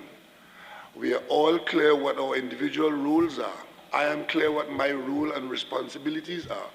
And we go out and do the job in the name of the next generation or the other generations to come, starting with the children who are today in the lowest level of primary school. And of course, those at the top, whether it is the executive of the new governance structure, and for the moment I say Cricket West Indies, or CPL executive or whoever, that they are comfortable, that they are in a world program, and that they are fit for purpose. So basically that's what we're after. Thank you very much, Keith. I think that you captured it well. This meeting, first and foremost, was to give people the opportunity to speak, to share, and to see where we can find common purpose, and to see where we can build trust, not only among the board and territorial boards and Cricket West Indies, among the former players, the current players, among those in the business community, among the fans, and indeed among the relationships at a business level that Cricket West Indies has developed over the years, and the opportunity for future relationships. I believe that we can leave here comforted that there is not just the will to do it, but we have the makings, as you've just heard from Prime Minister Rowley, of a framework that allows us to be able to see progress. I think the Wavy report was 2020, and by any stretch of the imagination, for a company not to have acted on a report, or a government not to have acted on a report that came in 4 years ago, even if it is to reject everything, we need to put it to bed one way or the other, whether it is to accept all, to modify, or to reject all. I believe that there's merit in a lot of it, and the precepts which it honors are precepts that are sacred to all forms of governance. And we therefore should not find ourselves trapped in a 20th century model at a time when the whole structure of the game and the competing forces have changed from traditional test cricket to being able to manage all of the other aspects of the game, particularly T20 and its shortened format to meet the needs of the broadcasting entities. As I said earlier, for me, yes, it is great that this is about cricket, but fundamentally this is about national and regional development. This is about the development of our people at the very time when our youngsters are being threatened with all other kinds of distractions, some wholesome, some not wholesome. And we therefore need to put the structures and the investment in place as a matter of urgency. I don't believe that you can cross a chasm in small steps. And therefore it means that we need to have that sense of urgency. Why? Because in any event, what we put in needs time to sprout what comes out. And therefore I hope that from the development end of it, that we can settle on that before the end of the year. I believe that, as you said, the recommendations will come to heads, but I do feel that Cricket West Indies and the territorial boards can start the conversation so that by the time we reach heads, there is clarity as to what they are united upon and what they're still divided upon with respect to the governance aspects. Prime Minister Rowley, you made the point of the importance of governments have very limited roles in these matters. We have the power of legislation, we have the power of development support for infrastructure and programs, and we have the capacity to be able to mentor, but also to be able to facilitate and bring people together, particularly where there are difficulties and obstacles. And we commit to continuing to do that. We commit, however, to equally telling the people of the region, and my dear friend Joel Garner said it best this morning, we have to sell cricket, and we have to allow the environment within which our people can win. Winning is the best salesman. I know defeat and I know victory. And victory, not only is it sweeter, but the reality is victory breeds an environment where people want to come and join. Joel said it well this morning. How many Caribbean footballers you know globally? How many Caribbean basketballers you know globally? How many Caribbean lawn tennis people you know globally? And unlike the last couple of generations, this current generation gets paid significantly better in cricket because of the advances of television and gaming and all of those things than their previous generations. When Derek Murray said yesterday that they got £250 in 1975 when they won the World Cup. It was 250. I felt like crying because the pride that every Caribbean person felt, you could never have believed that that pay was as woeful. And you better understand, as Michael Holden said yesterday, why Kerry Packer was such a critical part of changing the course of cricket in this region. We cannot stop, as Brian Lara said this morning, the opportunities for youngsters, but what we must have is so many people performing at optimum levels that you will always be able to get a very good West Indies team, irrespective of who is available, because you've got 50 or 60 people who can really compete for that team. And if we can do that, then I believe that we will go further. I make this last point. Tell me how many sports we hold global events in. So we're known globally for cricket, and we host global events. It is a no-brainer. And we have to sell our children from as early as 3 and 4 years old. I have a picture, Easter Sunday, the under-13 tournament in Barbados, St. Catherine's Cricket Club. Many of you may know Matt Fingal as he goes around Kensington. Matt helps lead and manage St. Catherine's Cricket Club in Barbados. And there's a youngster, 4 years old, decked out in his cricket gear and just outside the boundary, and he catching every ball. He is only but one of hundreds still across the region. How do we keep and support the passion of that young 4-year-old to continue to be the best that he can be and to become a global citizen? As I said just now, and I'll end on this, I do not know of any sportsman or any artist who has reached the top of their craft that is not a global citizen.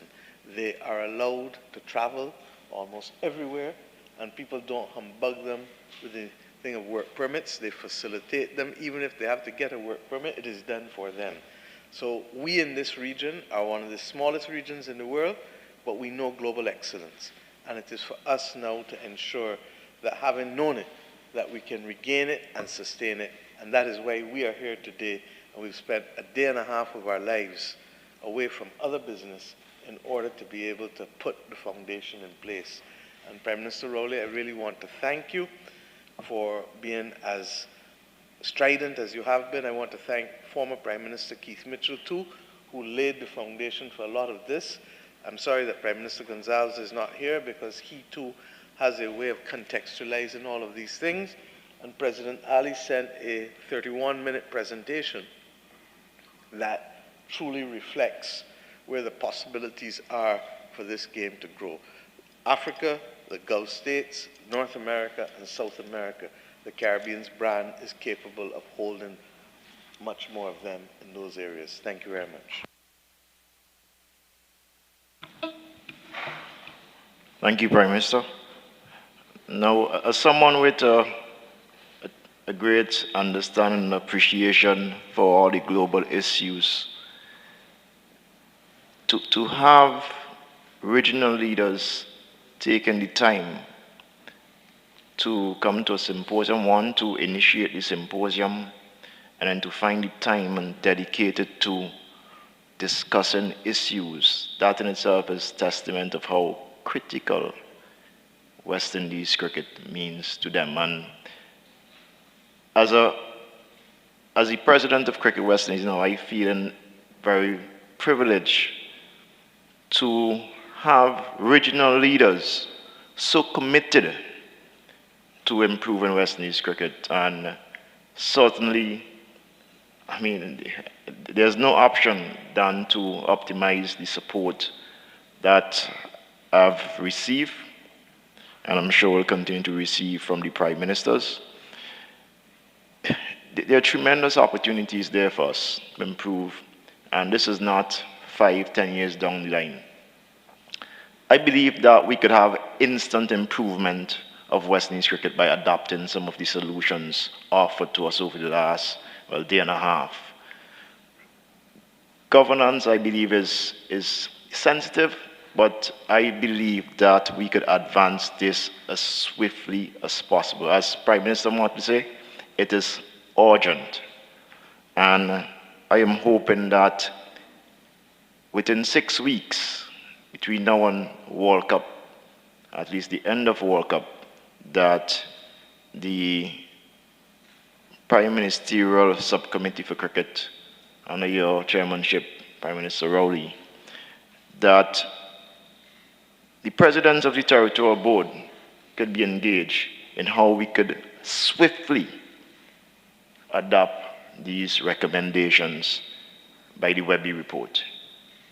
And we have had several other reports over the years, but the great thing about the Webby report is that it has reviewed those reports and suggested to us in recent time what is most relevant currently. And I think that the time is now. And again, because I am quite aware of the genuine support from the current leaders, then I have no doubt that we are going to get that over the line. Also, there are other opportunities, because while we fix the governance, as I alluded to earlier, there are other areas for improvement that we cannot delay any further. Our financial situation is fluctuated over a period of time. And in order for us to continue to be a relevant brand globally, because don't be fooled, this brand is as strong as it has been over the years. If we do not take care of it, if we don't address these matters that we have now that we have failed to address over the last 3 decades or so, it could be far worse than the current state. And so we have to ensure, put a mechanism in place where we are financially sustainable. And the great thing about it is that I'm confident, quite confident, that this could be done without relying too heavily on the resources of the already strapped government, right? Because we understand there are limited resources. There are limited resources and there are other priorities that governments must address. So Cricket West Indies has to commit and identify those ways of being self-sustainable. We invited Cage, and we have seen their presentation. I think that is a good option to consider. But there are other opportunities. Establishing a commercial arm is one of those. I believe that it is absolutely critical in order for us to optimize the opportunities. And that is something that, in fact, that is something that the board has already approved, and it is just a matter of procuring the expertise.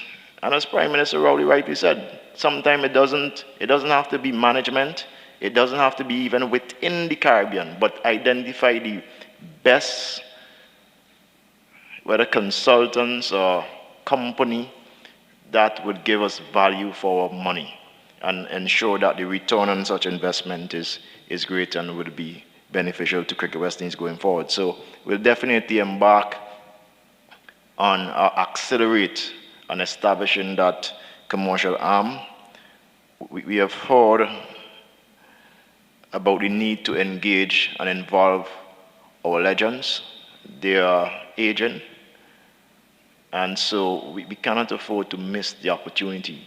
And that when all our legends are gone, we realize that we should have really documented and capitalized on their value. And whether it is using them as ambassadors, mentorship, mentors for those mentorship programs in our academies and so on, we have to create a program that even beyond their existence, physical existence or not, that we benefit. So young boys and girls in the future could benefit from them and be inspired by them. And so that is something that I'm hoping at CWI next board meeting we'll be able to establish that. One of the things that registered with me, and I had great insight of this deficiency previously, of course, having been a cricket administrator nationally, is the weak club structure that we do have. We spend a lot of time talking about schools cricket, but the club structure that we have is not conducive to producing world-class cricketers. And if we don't address that urgently, we are going to continue to lag behind and fall behind our competitors globally. And I believe we have to find a way to strengthen our club structure we have to find ways of incentivizing people for wanting to be involved in club structure. Prime Minister Motley, I don't know if you mind me sharing this idea that you presented to me yesterday about having a regional club championship. I think that is viable, and the intention is to establish a task group immediately to explore how Cricket West Indies could support a club championship, determine the format and all of that. But that is something that I suspect could bear fruit in terms of improving our cricketers and creating that interest at the national level to have more persons playing club cricket again. And I would end by saying that this symposium may be late, but I certainly believe it is timely in that we have these esteemed leaders now who are in full support of helping to advance cricket through collaboration, right? And they have echoed over and over that they are not here to take over West Indies cricket, but to lend support in any way possible. And that, I hope and trust, has inspired confidence, have that the sentiments expressed over the last day and a half have elevated trust amongst our people, especially cricket administrators, so that people are not as territorial as they tend to be at times. And so, from where I sit at Cricket West Indies, this was an opportunity to truly relish.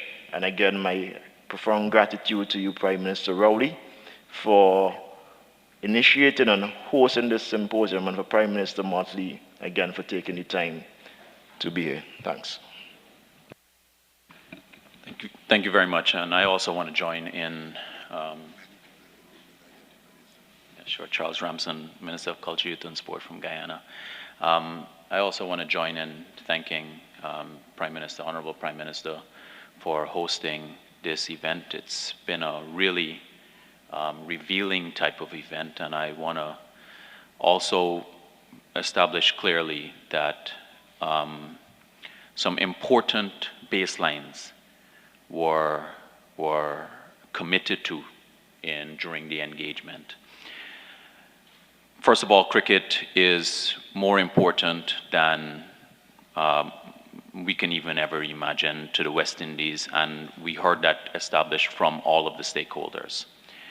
We also heard that everyone is committed to advancing the brand, the product, the game, and government has always been and will continue to be a very big investor in the game by continuing to make investments on the infrastructure and the developmental programs that exist throughout, starting with schools and competitions, etc.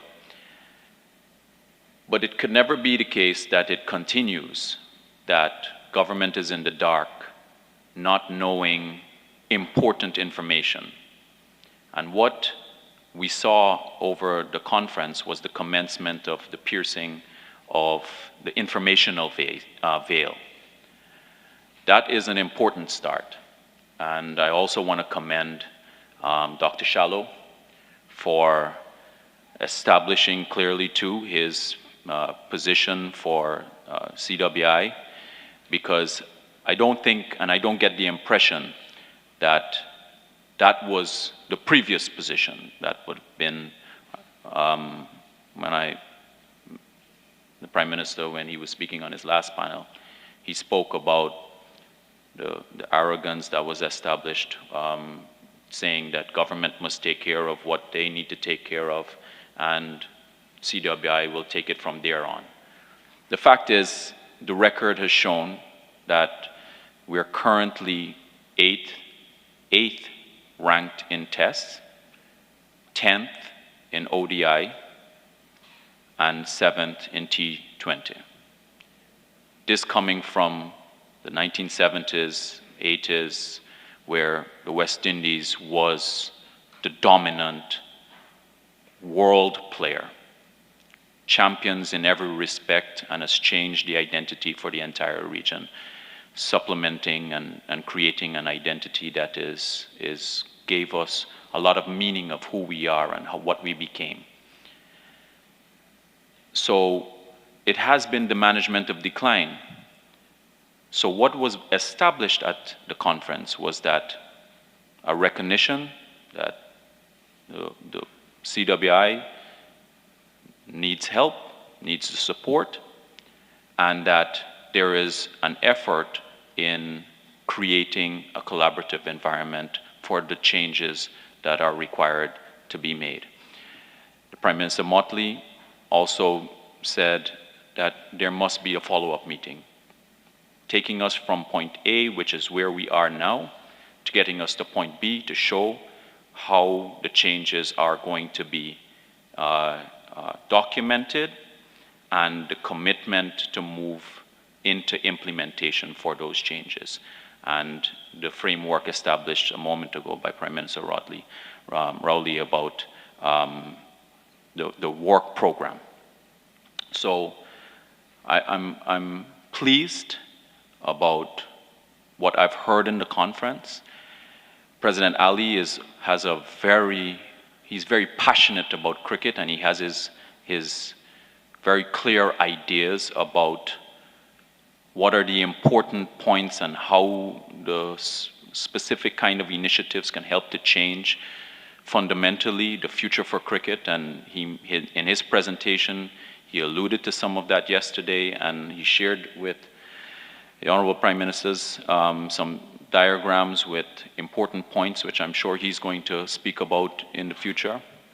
But this is something that occupies both his attention and his interest in the same way that it occupies that a lot of people in the West Indies. So I think that from the outcome of this conference, there's been a lot of positives, and now for us to see the real benefit of this is really what happens next. And the commitment is on government side to advance that, but it always takes two to tango.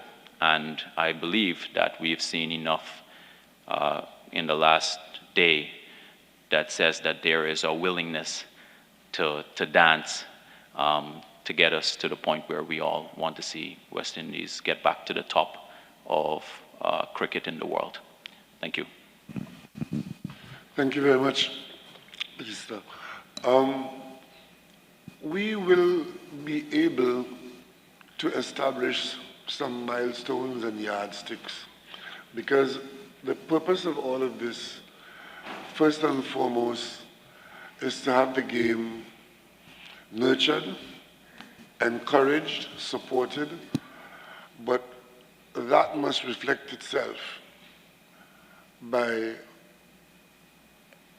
you being able to see the game in the Caribbean, in CARICOM, West Indies cricket, the management, the governance structure, the operations, being able, as far as we can reasonably expect, to have the best team on the pitch in all the various categories of the game, including the ladies' game.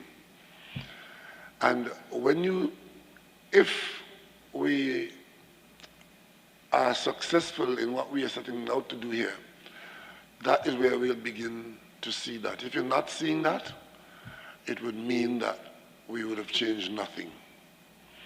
But to do that, certain far-reaching changes will have to enter the operations, because we produce people at various age levels as age groups.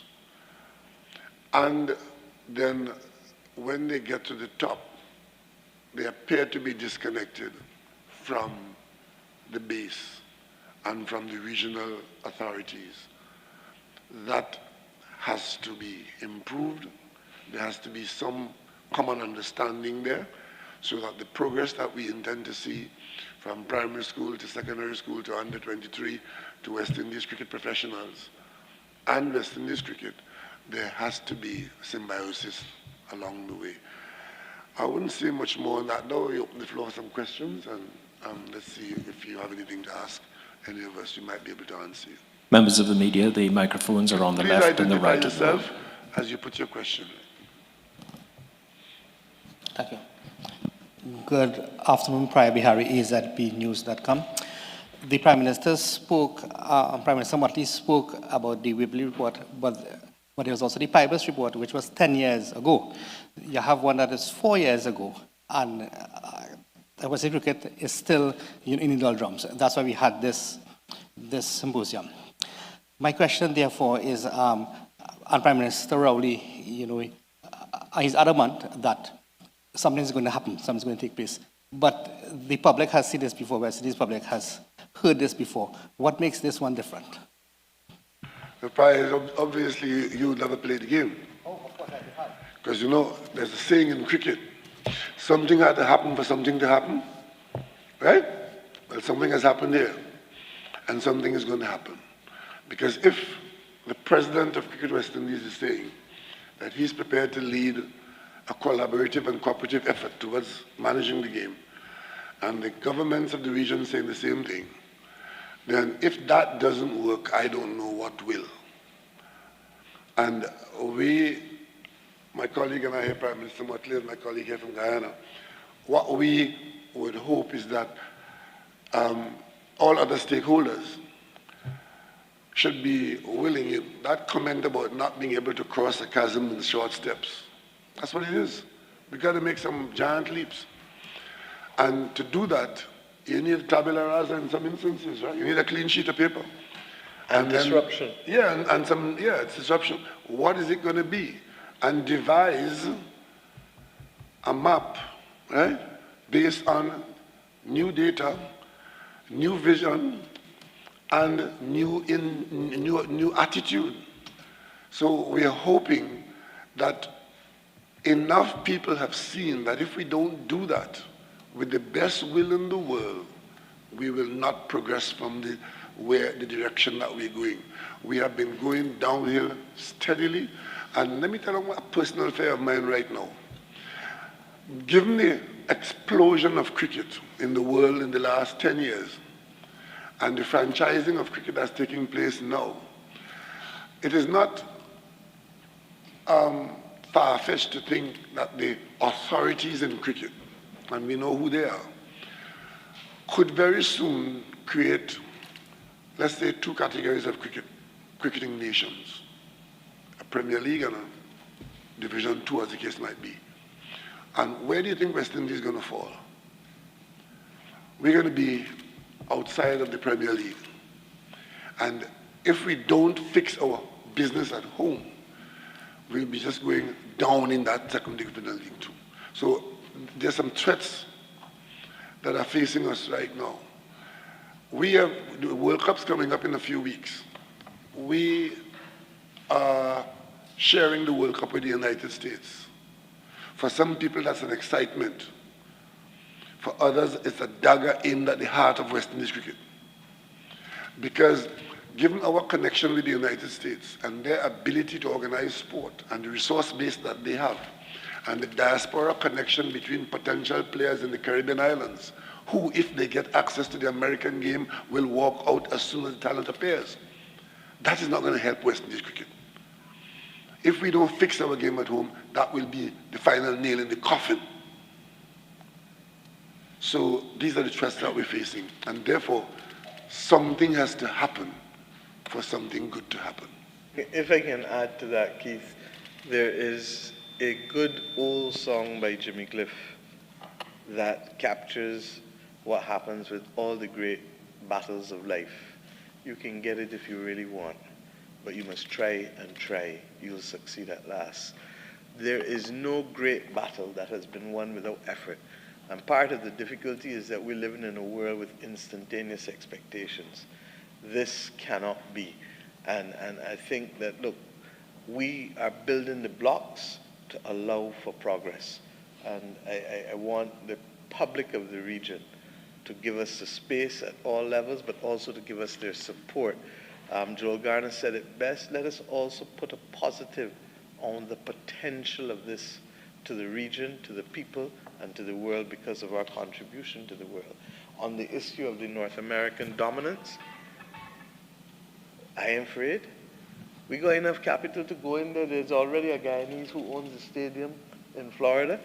Why are we not having our investors invest across North America and build the institutions that are also going to be necessary? Because it's going to be impossible to stop the spread of the game. But we need to make sure that we are not only playing the game in the Caribbean and controlling it in the Caribbean, but that we are creating the structures to help control it in other parts of the world where it is not yet fully developed. And we have as much right to do it as England had to do it across the colonial empire. How do we fill the gaps between CARICOM, CWI, and the players? Because what happens here has to be realistic to the players. In other words, make them able to do what you want them to do. You'll be champions again. How do we fill that gap? Those gaps. People and institutions have to talk. We just have to get together. We have to talk. For example, after what has happened here in Trinidad in the last today and yesterday, what I anticipate the next move to be is that the regional entities that run the game should pay attention to what has happened here and engage it. Isn't that reasonable? I expect that from the presidency of Cricket West Indies, that the regional bodies will take note and be a part of the conversation going forward. And more than the conversation, hopefully get the willingness to cooperate and become change agents. Because we are going to Grenada at the governmental level, but we can't expect that what the governments are to do would be the same thing that ought to happen at the territorial board levels. So people have to talk, and institutions have to be ready to receive the disruption and the changes. I also think that trust is important, and honesty in as building that relationship, because talking is the important step to create this. And that's why I think that this has been a really important step towards that. But that frankness, which we heard during the conference, is honesty. And then being able to build that trust, knowing that we have a similar objective, but also that governments don't want to take over the institution. We understand clearly that there's a delineation in roles, but at the same time, we have an interest. We have to respond to people. Every single citizen of the region wants to see West Indies succeed. We, as national leaders, but in our personal capacity, we want to see West Indies succeed. And if we are unable to respond to as representatives, not having the information, is very critical for us to build trust too. So I think those two ingredients are really important on the way forward, the steps that we're going to take forward, which is honesty, being frank, and building trust.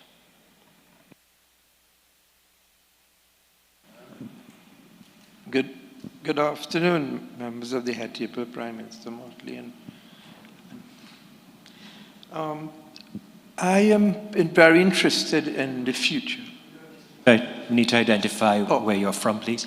Media. Kirk Behader from Little Fire Pictures.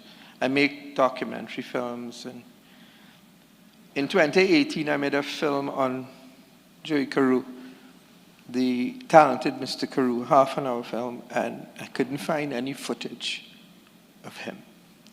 And when we asked the BBC if there was footage, they said, yes, it's £100 a second. So you can imagine we didn't have anything in the budget for that. So I'm trying to find out what are the plans for the legacy of West Indies cricket, because it's very difficult to find the material. What are we going to do that all the cricket that was played over the years, how can we archive it so that people could produce the stuff that the children will see and not see just all the footballers and all the basketballers, we could see our own cricketers. We talk about it all the time, but you don't see anything on television. I don't know if you all have any plans for that.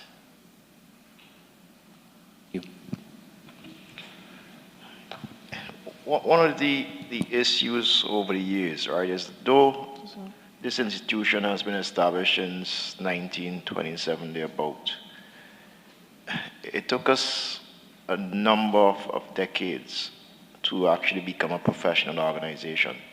And so there are tremendous opportunity lost there where that is concerned. Again, it comes back to the recommendation and of establishing that commercial arm, where we have greater control over our images, and those are the players' images, and we have been engaging WEPA, West Indies Players Association, to see how we could benefit, use those and benefit from them. Pete Russell from CPL this morning mentioned that they're working closely with Cricket West Indies. I think he mentioned that, but if he didn't, I'm confirming that we are working closely with them to establish our own production company.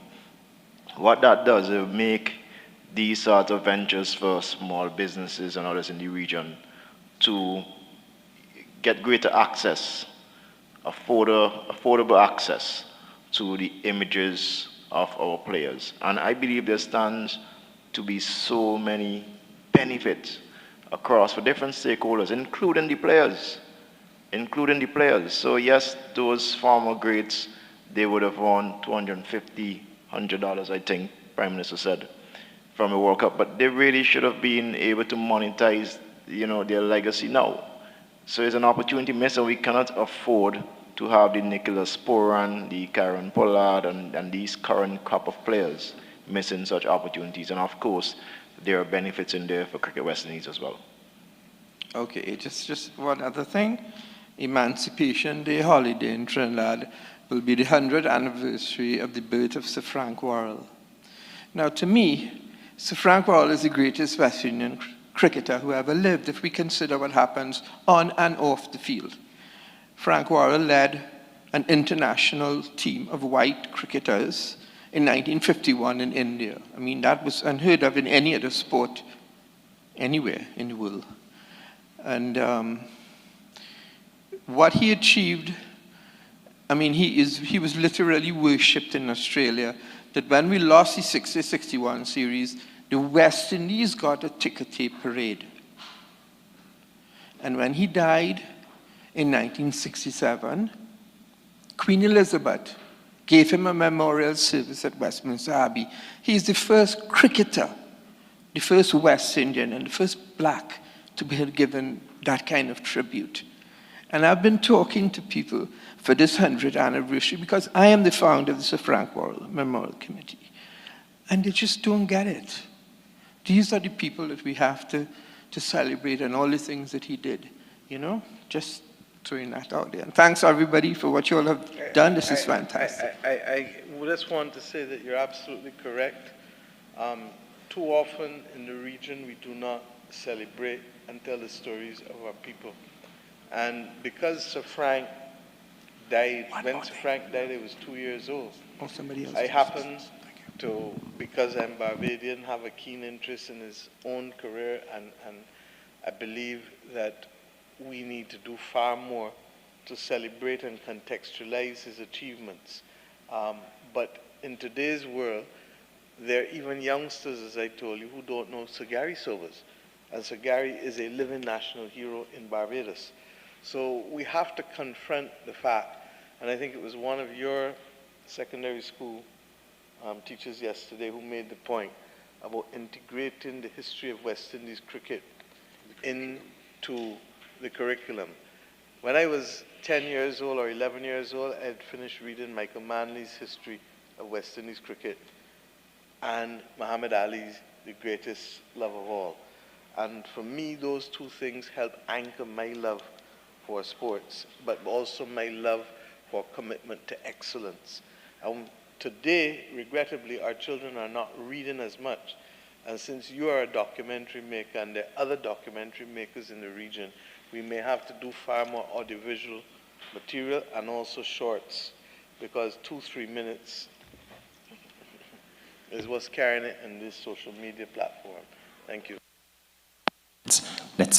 We are alternating in the room just for facilities of the questions. Thank you. Hi, Prime Minister Rowley. Jelani Beckles, sports reporter, Newsday. Prime Minister Rowley, you had concerns about the lopsidedness of the CPL contract with Cricket West Indies and so on over a 50-year period. What you heard from Pete Russell this morning, are you more satisfied that he's seems willing to negotiate and renegotiate and talk about that contract and so on? Are you satisfied with what he would have said? I'm satisfied that the issue is on the table and on the front burner, and that the contract is a little more visible, because one of the problems that we've had, which has been fueling the discomfort over and above the underperformance on the field, is the absence of transparency in the operations of West Indies cricket. And the players say that, and the public say that. And where you don't have the appropriate transparency, all kinds of suspicions arise, allegations are spawned, and trust evaporates. So what we have been hearing were not meeting our requirements, and we are now prepared, I think, from what we've heard in the last day or two, to examine and expose to the public what the details are, so that it can put an end to a lot of the conspiracy theories or the feeling of hurt and wrongdoing, all of that. And going forward, in the new governance structure that we're talking about, a requirement, if it's going to be successful, is greater transparency in the operations of the business. And that has to do with selection of teams, arrangements of programs, hiring of staff. All of these things contribute to a general requirement for revisiting. I'm satisfied that we're going to look at it, and something good is going to come out of that. Just by being able to look at it is already a positive. Mr. Prime Minister, Ryan Beecher from CNC3 Television. Just to have both CARICOM and Cricket West Indies sit down for this conference is a major leap, given the recent history of the board and sometimes players and other stakeholders. I just wonder, though, given that these things last in cycles, for instance, let me quantify what I mean by that. There's a Cricket West Indies election due, actually today makes it exactly 13 months since President Dr. Kishore Shala was elected, and I believe he has a 2-year term. How do you plan to make this relationship both sustainable and to continue what we've built here in Port of Spain over a long-term period or a medium-term period, given that, as you know, you're a politician, elections come, and a new administration comes, there could be a new agenda. And let me just quantify one more time what I mean by that, because you follow cricket more than most people. There have been leadership within Cricket West Indies that has been at odds, or there's been a fractious relationship with maybe CARICOM heads or different stakeholders. If the leadership is to perhaps change in 9 months or 11 months, how confident are you that the relationship forged between Dr. Shallow and CARICOM heads could continue, especially given that these territorial boards have been the center of conversation here and their unwillingness to change the governance structure that you're talking about? Thank you.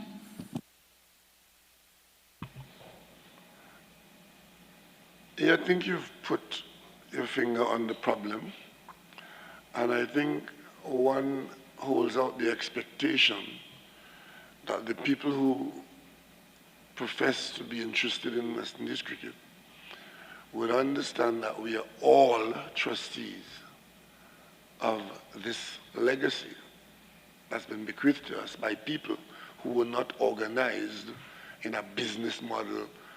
And this morning you would have heard from Brian Lara a little vignette of the history of our coming into cricket. So we just have to insist that the trustees of the game have opportunities to be able to trust what passes for the game and the management of the game. That's what we expect. And the structure that exists now is responsible for some of the moribund outcome. And therefore, if we have a common goal, and if we accept that there's a common goal, that goal being the reinvigoration of the game for its survival in the region, then I'm an optimist that eventually good sense will prevail and allow the new model to be spawned, to generate, to evolve, and to bring about the outcome that we want. Otherwise, we would be confining our legacy to the dustbin. Question for Dr. Charlo. Ken Fuentes, TTT Sports. Over the history of West Indies cricket, one of the problems has been getting the territorial boards to agree to help push the sport forward. Do you see CARICOM playing a role in this venture now? Or how important a role do you see CARICOM playing a role in this venture? I guess it's a continuation from what Ryan asked there. What has happened in the past, right? And this is my humble opinion and observation, and I somewhat believe shared by Prime Minister Rowley and maybe a couple other regional leaders, is that there have been individuals who have assumed the position that I am in and believe that they are solely the decision makers of West Indies cricket. In other words, in very simple words, West Indies cricket is about them. We cannot afford to have any individual feel as though they are an authority or the sole authority of West Indies cricket. And the strength of Cricket West Indies is actually at the national level, the territorial boards. And every Prime Minister or President has control over their territorial board or the national board. And so despite whoever is there as President of Cricket West Indies, make no mistake, the Prime Ministers and the Presidents, they potentially have influence if they want to exercise such. Now, I think we have to establish a framework where going forward, it must be about this collective, collaborated effort. And once we establish that, and I think we are at a point where the stakeholders, in this case, the two parties, CARICOM and CWI, we have accepted that there are greater potentials working together, right? And just in any other relationship, we understand the mutual benefits. From our side, we know that we need CARICOM. CARICOM, the governments own all the facilities, or most of the facilities. They are in control of the schools' programs, right? So we absolutely need them. And similarly, the social and economic impact of cricket, it is critical to the political leaders of the Caribbean. And so there are mutual benefits that are appreciated, that I suggest, right, I humbly believe will inform our decisions going forward. And I think with those things established, that framework established, we are going to see more collaborations like this, hopefully over a sustained period, which could equate to success going forward as well for West Indies cricket.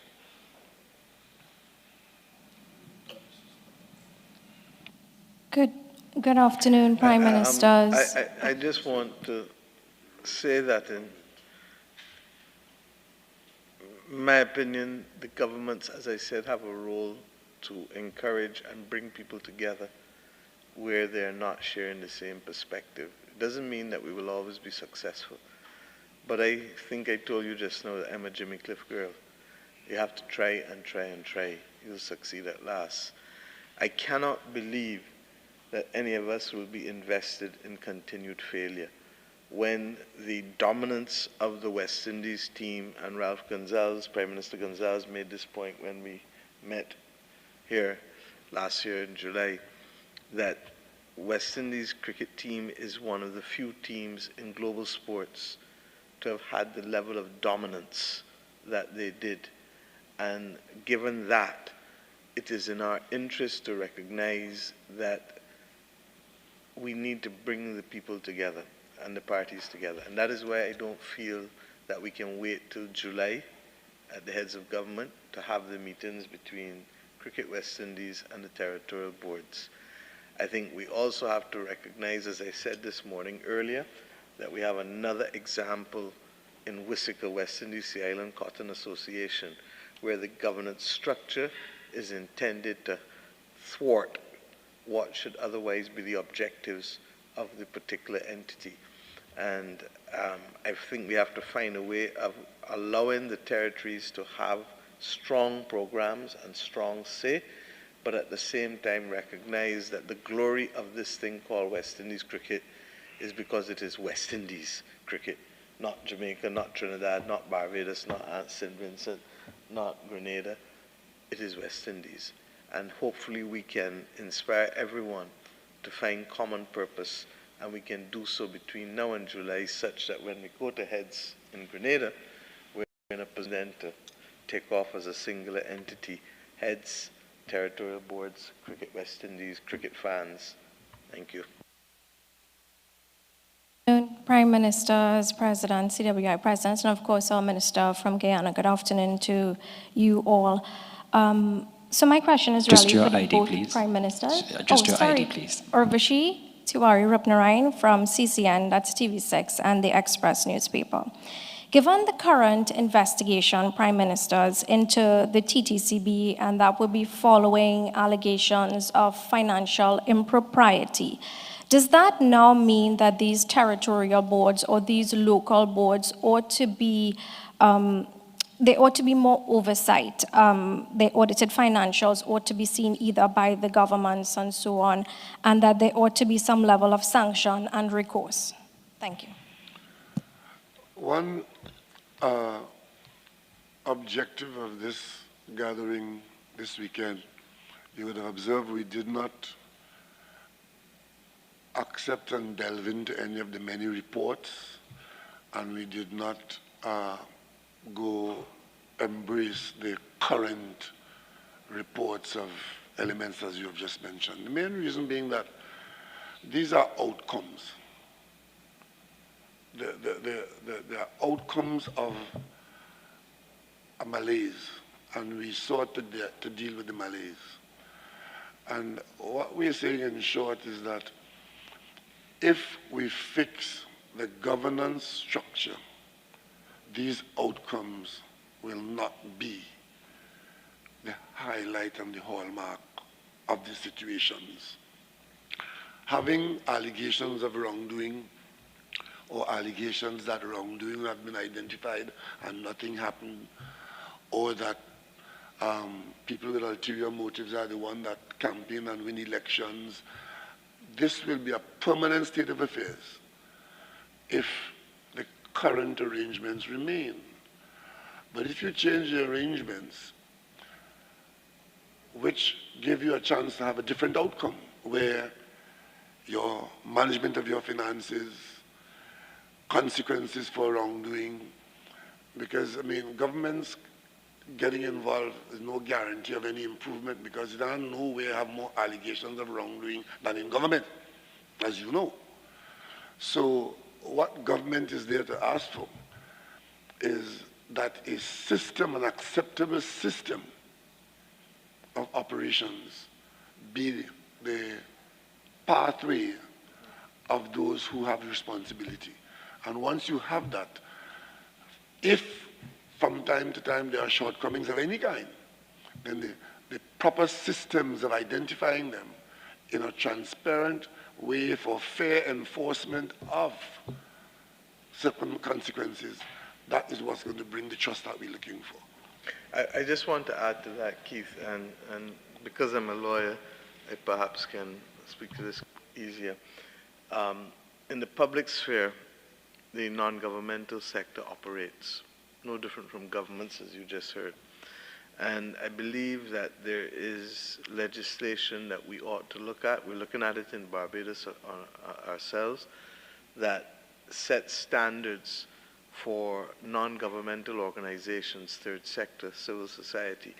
And we need to do that because in many instances they are reaching out to members of the community. The community needs to know that there's accountability, transparency, all of the same things as Keith just said are applied to us as governments. You really need to apply the same principles to the third sector as well.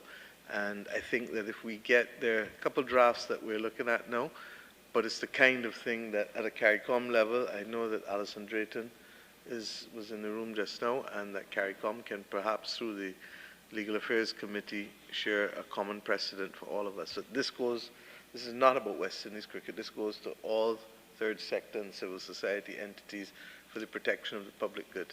Thank you. Just I one more. I want to add to that too, just to support Prime Minister Motley's point in relation to legislation and to address the question that you raised, which is about oversight. First of all, the oversight is having a system that allows people to have confidence that what is being done in a fair way, with integrity, and that persons who are involved, that they're making the best decisions. I mean, it doesn't mean that you don't make any decision that is not the best decision, but it means that there is a system that exists, and that's how all governmental systems that have been created and that are continuing to evolve. That's how and why it was done in the first place. So what applies for government absolutely has to apply for those organizations, as well as particularly, I should say, an important organization such as this and their territorial boards. And in relation to the legislation, we have already passed our bill since 2013 or so. But the resistance to having that bill first created and then passed and then enforced was an 11-year window of conflict in Guyana, which was only resolved in 2021 when we had our first election after the government had changed and some of the provisions previously were suspended. But that period of 11 years where there was that resistance, the resistance wasn't really to the legislation, but it was resistance to piercing that culture of persons being aware and being satisfied that the decisions being made were the right decisions and that there wasn't some kind of feeding frenzy on the organization. And that's why since then, you've seen a lot of things start to happen in a much more acceptable way and sensible way for us. So I want to support the point that was made, and I think that that is the way to go when it comes to creating a more permanent form of governance arrangement that will stand the test of time beyond the cycles of elections, which is dealing with the previous question too. I have to run. Yes, but I want to say one thing. Go ahead, because I want to see y'all in Barbados for Cricket World Cup finals. And those who can't get in the ground, and you know we've made a lot of noise to get more tickets sold and tickets offline, and we'll continue to do so. But the first act that I did on being sworn in on the 25th of May 2018, when I left Government House to go to what was to be my new office, was to sign a file to provide support for England to play West Indies at Kensington Oval. When the match occurred in 2019, West Indies beat England in 3 days. I want to have a similar outcome with West Indies winning Cricket World Cup 2024. And if we do nothing else at the end of this meeting, I want each of us to pause for the next minute and say a deep, deep prayer to let our men know that they are not only walking out on the field with our love, but with our prayers, and that we will be waiting for them, it's the 29th of June, to be able to not just rally, but to celebrate to the world. It will not mean that we are back, but it will mean that we've started to begin to cultivate the habit of winning on a consistent basis after doing the magnificent job that we did in Australia at the beginning of this year. Let historians record 2024 as the turning point. Thank you. And let me just end this press conference on borrowing a bit from Winston Churchill, when he said, this is not the beginning of the end, but more the end of the beginning. We trust that as we go forward, we can impact on the situation by working collaboratively and disruptively as required. Thank you all very much. I look forward to seeing you again soon. Thank you, Prime Minister. Thank you, Prime Minister Motley. Thank you, Minister Ramson. And thank you, Dr. Shallow. Ladies and gentlemen, we take a break from here at the Hyatt Regency. The conference continues in just a short while, and we look forward to those who are online returning with us right after this. Thank you.